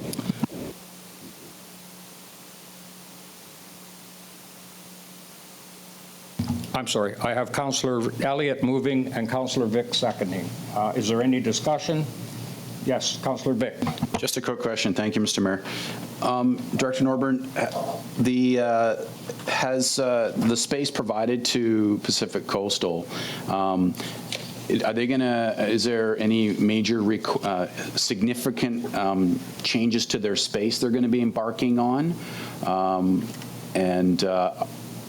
any improvements that the community can look forward to in the space they have, or is it pretty cookie cutter? They'll just use, we have two sort of spaces that are set aside for air carriers. So Central Mountain Air is currently one of them, and they'll be located at the one next to it. I don't know that there'll be any dramatic changes there, but they'll be set up there to run their operation. Yeah, I mean, I think people will appreciate having two airline carriers, provides more options for travelers, and I think that that's a good thing for the airport, certainly. But in terms of physical changes at the airport terminal building, probably nothing dramatic that people would notice. I think I'll put a little more on that. I understand that they're going to be offering a freight service in conjunction with their passenger service that will all be on the same airplane, but that's sort of like a new service to Quesnel. I was wondering if they're going to be celebrating that in some way. We're certainly pleased that that's a service that'll be available. So they are providing cargo service, and I think that again just providing more options for the people of Quesnel and area to get to and from Vancouver and to move items to and from Vancouver. Yeah. Okay, thank you. Anyone else before we move on the resolution? We're all moved and seconded. All in favor? Opposed? Carried. Again, as I said, that is indeed a good news story. Okay, the last item under city staff reports is Admin Report 94/25, Development and Public Safety Director Turner to report.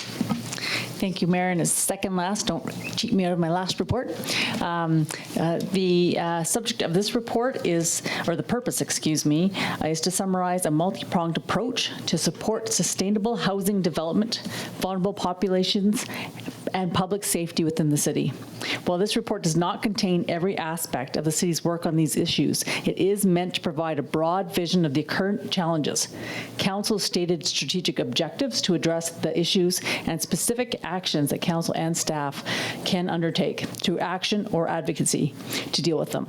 The new actions are intended to form proportions of the 2026 operations plan. And that's kind of where we'll be focusing here. In summary, from its existing strategic plan and during recent UBCM convention, Council prioritized several challenges in the city, and it has advocated to the province of BC to assist with these and has tasked administration to make progress on them. They include development of a new multifamily housing in city in line with an updated official community plan, housing needs assessment, including workforce housing options, supportive housing, and shelter space. Tools and resources to address repeat offenders, property crime, nuisance or unsightly properties, and support for vulnerable populations. These goals are a continuation of the objectives established in Council's strategic plan earlier this year, and a summary of those are provided as well as updates to those in the following tables. I won't hit on any of those directly, but if Council wants any more specifics on what's described in there in terms of the updates as to the status of those, please let me know. Okay, thank you. Following that, I just to continue on with that, Bear. Thanks for, and I will summarize. Don't worry, I'm not going to read it all in verbatim. The next steps, there is some new objectives that we are proposing for 2026 that build on the stated objectives, and those are also listed again with a number of status updates for those as well. I'm going to just go into a little bit more detail on the top two, which are delivering to Council in October, which is today, an update on the nuisance and unsightly properties for the city. I'm going to go into a little bit more at the next phase of this report and talk about where we actually are with that and what happened with that update, or with those with our work on nuisance and unsightly properties. And as well, we're going to talk about how to best deploy Bylaw resources in a way that balances strategic plan focus with downtown needs or community needs in general, actually. So in terms of nuisance and sightly properties, we did do a significant amount of work this year with 90 unsightly property files initiated in the bylaw office. 74 files have been concluded with a majority with bylaws work to obtain owner compliance. There was an inventory of unsightly properties developed for staff review. And what that's really going to bring out is some of these long-standing properties and work to develop a plan of action on how to address some long-term properties that we've been dealing with for a long time with the bylaw office and trying to work towards some resolves on those properties. Some really good successes did come. We did have a number of properties that we were able to encourage either the owner to remove some fairly derelict buildings that have been plaguing certain areas in the community, as well as commissioned the demolition of 3 buildings that were destroyed by fire and were also problems for specific neighborhoods. So those were some big wins and goals, or some big wins for our department. Bylaw staff will be directed to prepare reports on, like I was talking before, chronically unsightly properties identified in that inventory to forward for council for consideration of remediation actions. That'll be upcoming.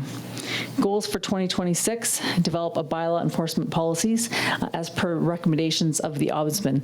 As you'll recall, a number of years back, the Ombudsman did prepare a report on best practices for bylaw, and we are going to be looking at putting some of those policies to the PAPCOM committee and then ultimately to council.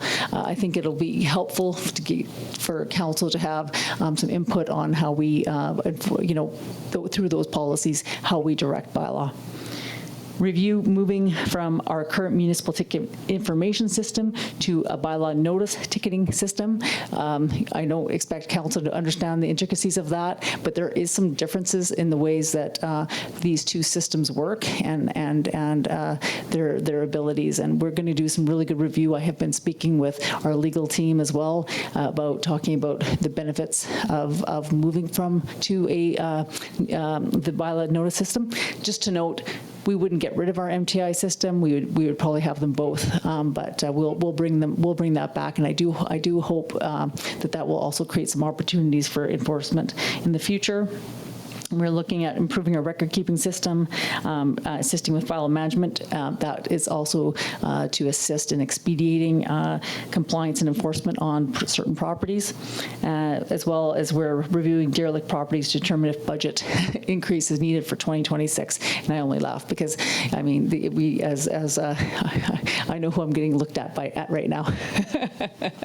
But it is, unfortunately, it isn't cheap to do some of these enforcement actions on these properties, and that's why we really honestly work very hard to rectify in any other way before we have to take those and those costs, those actions and those costs on for the community. Bylaw update: the department has 5 full-time equivalent positions right now. However, we've been significantly understaffed, mostly running with a four-man team. Currently, we're down to 3. We do have a bylaw posting out, and we do hope to be back up to 4 officers by the end of the year. For 25, there was a total of 1,086 files that are in our database system for our bylaw officers, and 911 of them were concluded. So those were files that there was action taken on, and the file was closed. A breakdown of the files is provided. Note that it's a database system, so there is some imperfections in it. Definitely one of the reasons why we're looking at doing some work on doing improved record keeping in there. But it does provide a good sense of where bylaw resources are focused and or being deployed to, and the types of files and that are being and the trends of files that are occurring in our community. I won't go into detail on that, but by all means, if you have any questions on the types of files, the table at the end of the report does provide a list of 2025, 2024, and 2023 records to show you the trends. Okay, so thank you for that. I see the recommendation there. That's pretty general. I mean, there's a lot of meat to chew on this one. So I would presume that several of these items are going to come back to different committees for discussion and recommendation. City Manager? Yeah, absolutely. I mean, the reason why this briefing note is here tonight is to build on the initial discussion that we had back in June around public safety. And I think one of the things that we're looking for here tonight, and it will come through the committee process and then certainly through budgeting process as we round out 25 and get into 26. But we want to kind of get some feedback, and it can be nods of heads or just, hey, staff, maybe look a little bit deeper into this on, are we heading in the right direction? And it's a global question around how we support development and public safety, because we don't see them as separated. We see them as one issue. And so a lot of the conversation right now in British Columbia, and you saw this at UBCM, is around downtown disorder, and everybody's advocating for, more police, more prosecutors, Revoy program expansion, bail reform, secure care. Yeah, that's all true, and this council has indicated interest in those things. But it is also, and what Director Turner is getting across, it's also about, how do we partner with BC Housing and other housing and not-for-profit organizations in our community? How do we set up our community plan? Where do we support the development of certain services and housing, adequate housing for those vulnerable populations on top of it? How do we deploy bylaw? How do we invest in the RCMP in certain areas? How are we appropriately staffing fire? How are we staying on top of nuisance properties, as council has outlined in its strategic plan around protecting property values and owners and ratepayers throughout the community? So I say all those things and tried to sum them up in this information briefing note to get the message across to council, which and we've communicated to you before, but also to the public, that from a city staff perspective, we see this as, it's not just the province and the federal government who have a responsibility here. It is the municipality as well. On the things that fall within senior level of government jurisdiction, it's an advocacy role for council, and for those things that fall within our jurisdiction, how do we get creative and look at our resourcing and put options in front of you as a council before you get into your budget deliberations to consider, what should be funded and deployed, and where do we best, support those resources? Because solving this problem isn't as simple as bail reform. That's not going to fix it. It's certainly not going to fix it overnight. That's going to help. But we need to be looking at other things, and we need to be looking at those key areas in our community that we want to protect, and how do we do things differently. So again, just to sum up, this briefing note is really about, hey, we're trying to tackle this issue from a multifaceted perspective, not just blame senior levels of government. There's plenty of blame to go around, but there's advocacy that needs to happen there, partnership, creative ideas. What's within our jurisdiction? What do we control? Are we on the right track? And that's the feedback that we'll be looking for initially tonight, but certainly in the weeks and months ahead through committee and different processes that we have established. Okay, thank you for that. I thought I had a request to speak over on this. Yes, Councillor Elliott? Yeah, I'm okay. Oh, you're okay? Yeah. Okay, I had Councillor Runge and Councillor Runge and then Councillor Vic. Thank you. This document for me is really, really important. It was, for me, really, really rough to get this here at a late agenda item, because there's a lot of things in here. This is actually, honestly, what I wanted as a meeting, possibly a closed meeting, possibly a separate meeting with council, because this is hours of discussion that we can have here with regards to these things, with regards to ideas, floating them back and forth. And that's why I was originally thinking of a closed, because you can chuck ideas back and forth here in a public forum, but that's not quite the way we want to do some of these things. Like, I have questions with regards to, can we train workers to do some of the remedial action? Is that a possibility? So, or all sorts of types of things. But so advocacy and ideas, I really believe that, and I think I've been asking for this for, it feels like years. I really want to get down, take this, look at it, because even the nuisance question, you see these numbers here. I'd love that broken down a little bit more. I'd like to know if those are just a handful of people that are causing a majority of those nuisance issues, and then that brings a whole different solution possibly to the table. So, this for me needs way more time. Of course, there's a nod in the direction that, yes, we want to look at these things, but I really, and it's most likely prior to budget time where maybe there's a chance for us to get over, heck, maybe we should have some beer somewhere and talk about it. throw ideas back and forth and say, hey, we've got these things, and just get things on the table. There's tons of stuff here. And you guys have summarized it wonderfully, but it's, to put it into the operations plan right now, I don't know what, yes, we need to do stuff, but it needs more discussion from my end, so thank you. Okay, I think Councillor Vic, you're up. Thank you, Mr. Mayor. So yeah, I agree with my colleague there. There's a lot to unpack in these 3 pages, and I understand this is foundational in nature, and it is almost like a adjunct strategic plan. And I get that, and this is critical, and it's impossible to discuss. Like I got this late yesterday, and I had notes all over, and I've scribbled a few more here. There's just too much. So I look to staff. Perhaps take this document. Could we take this document and compartmentalize it by committee?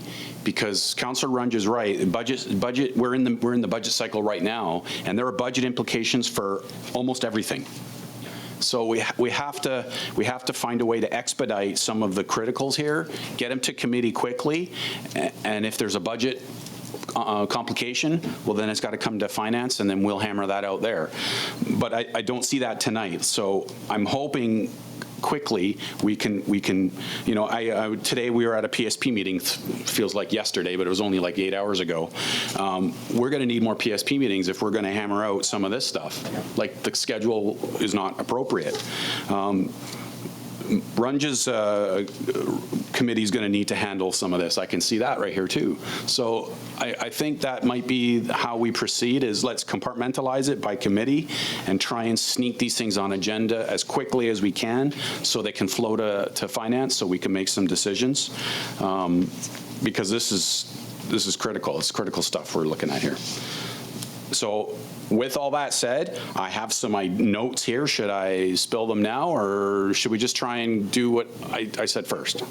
I would say what you said first, and send them into staff and share with your council colleagues, and then we can compile that, and then we can start to hit these things off. And to reiterate again from a staff perspective, we were not looking for a debate tonight, but I think, Councillor Vic, you articulated this well. We wanted to give you hey, here's how we see tackling this problem, which is a comprehensive challenge in our community through multiple avenues. Do you agree with that? Okay, if you agree with that, now let's go back, let's break this apart, and then let's talk about these individually and advance through committee stage. Because our concern, of course, is that if we get too far down the budget road and we actually haven't established sort of, do we agree on the philosophy or the principles of this, then you're kind of now just doing a sort of a, pick your solution a la carte, rather than is this part of a more comprehensive plan, which is more where the direction that we think we should go. Thank you for that. And that goes back to my previous comment to the city manager about getting this stuff to committee. And certainly these items are going to need to go to committees such as policy and bylaw and governance and so on before it even hits the FSAC table, because you're going to need to know about the priority and the push for a certain segment before you decide on whether you're going to budget for it or not. And I think it might be interesting or useful. I mean, there's a lot of, as you said, Councillor Vic, a lot of information here to unpack. And we're coming up on some pretty fast on budgetary deadlines, and I'm just wondering if it would be worthwhile if we were to, in very broad terms, prioritize some of these points, because I can't see how we can push them all through in one go. So it would be. Don't you think that it would be useful for staff if we were to be polled on, if you could sort of break it out into 5 or 6 different parcels and say, okay, which one should we target first? That's just an idea. Yeah, quite possibly. What I would say in response to that is let us go back and look at the ones, because some of these items are actually already underway and they're funded. Other ones aren't necessarily yet, and we're going to need to talk about them at PSP, Public Safety, or PABCOM, or whatever, or governance and strategy, right? So we actually have the governance mechanisms to approach these issues. What we need to go back as staff now, and I think we're hearing this from council tonight, is, okay, which ones fit into what committees appropriately? How do we advance them? Does that give us enough time to have the appropriate level of conversation as we're moving through the budget process, and then sort of knit it together? Councillor Roodenburg. Thank you. What I'm hearing is we almost have to have a strat planning opportunity, because I think before we start handing them off to committees, we have to know whether or not they are where we want to head. And I don't want to have something come to policy and bylaw and all of a sudden realize that there should have been 2 other items come before that. Like, I don't want the cart before the horse kind of idea. So I'm thinking we need some kind of a strat plan night that goes through this to figure out with staff how we move forward. Okay, so can we leave that with staff and come back to, and soon? Because time is definitely of the essence.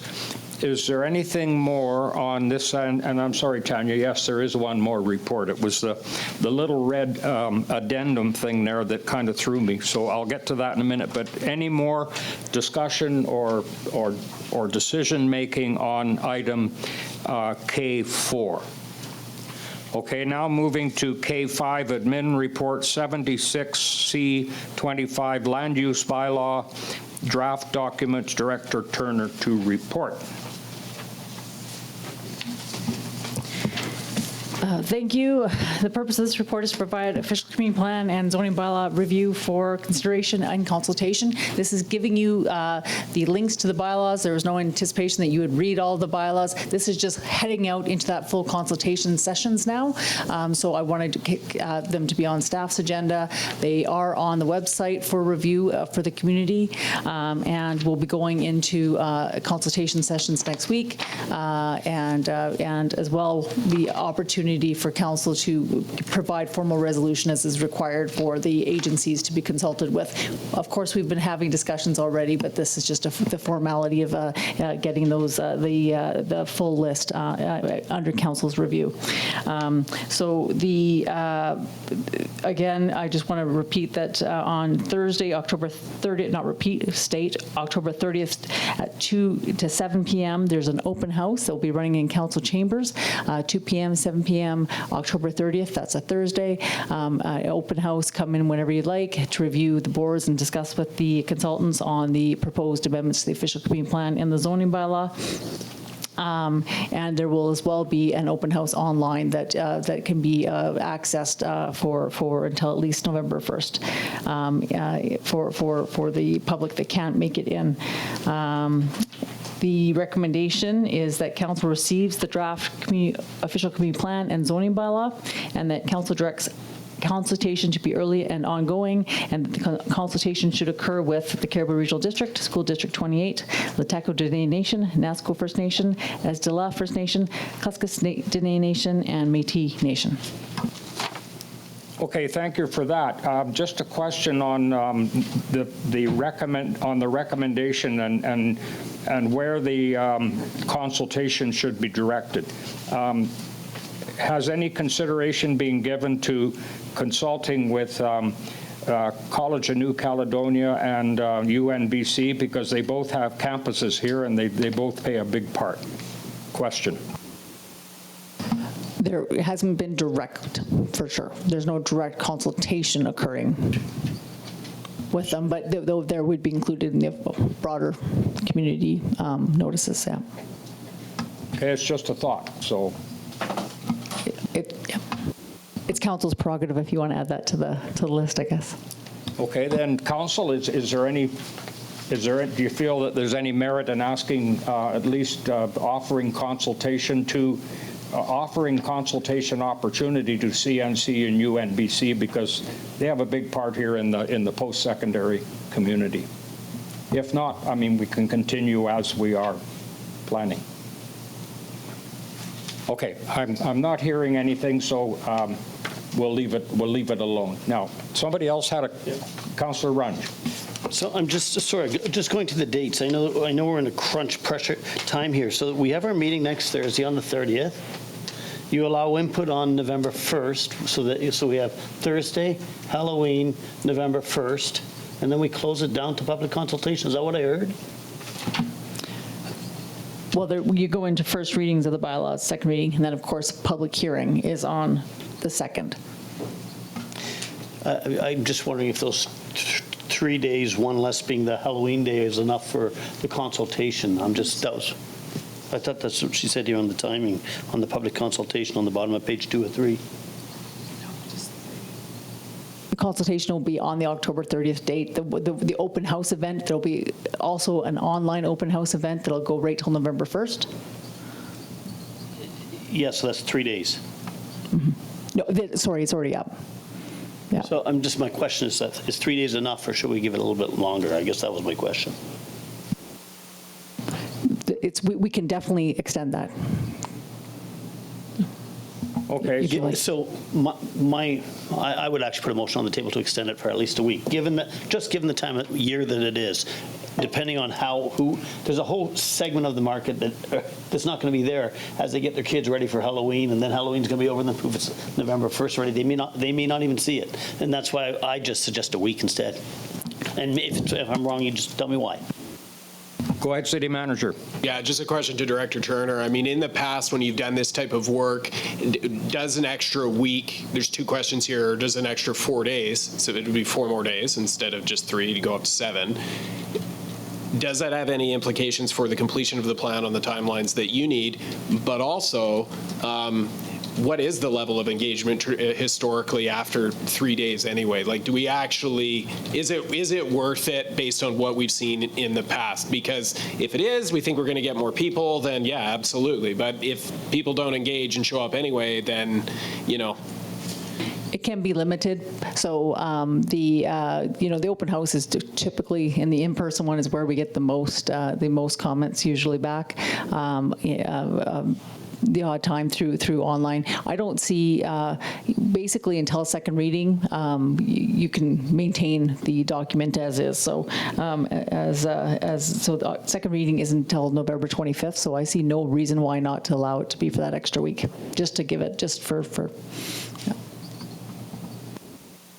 Okay, sir, so you can sort that out? Well, so then I ask Council if we're okay to put it for an extra week.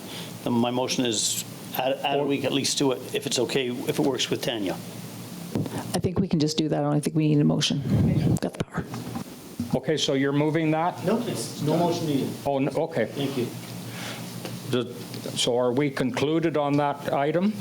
Okay, then we go to, I got a bylaw here that, 2 bylaws. Bylaw number 1973, City of Quesnel permissive tax exemption. Well, it's actually, 1973, third reading. Mover. Moved by Councillor Roodenburg, seconded by Councillor McKelvie. All in favor? Opposed? Carried.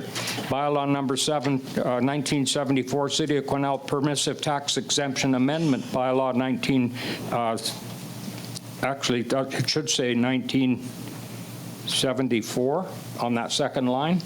Yes. Yeah, it's a typo. I knew I'd find a typo in there. That's for bylaw number 1974 of 2025, the nonprofits, third reading. Mover, Councillor Roodenburg, seconded by Councillor Elliott. All in favor? Opposed? Carried. We have no new business, information and question period, changes to upcoming meeting schedule, we have nothing, changes to committee appointments, none, announcements and events. Anyone? No? I'll just say that myself and I think there was 2 or 3 other council members attended the Pacific Coastal Airlines welcome party at the Barkerville Brewing, and it was very, very well received. And I must say that the level of community sponsorship and participation that airline has for the community blew me away. and I think that they are going to be a welcome addition to the community, and I'll be actually attending to welcome the first flight in on August the 30th. How about October 30th? Pardon me, different time zone. Gallery questions? Well, we don't have any, well, RJ, is everything okay over there? Good, okay. So seeing no gallery questions, I call for a motion to adjourn. Moved Councillor Vic, seconded Councillor Goulet. We are adjourned. 3 words. Go, Jays, go.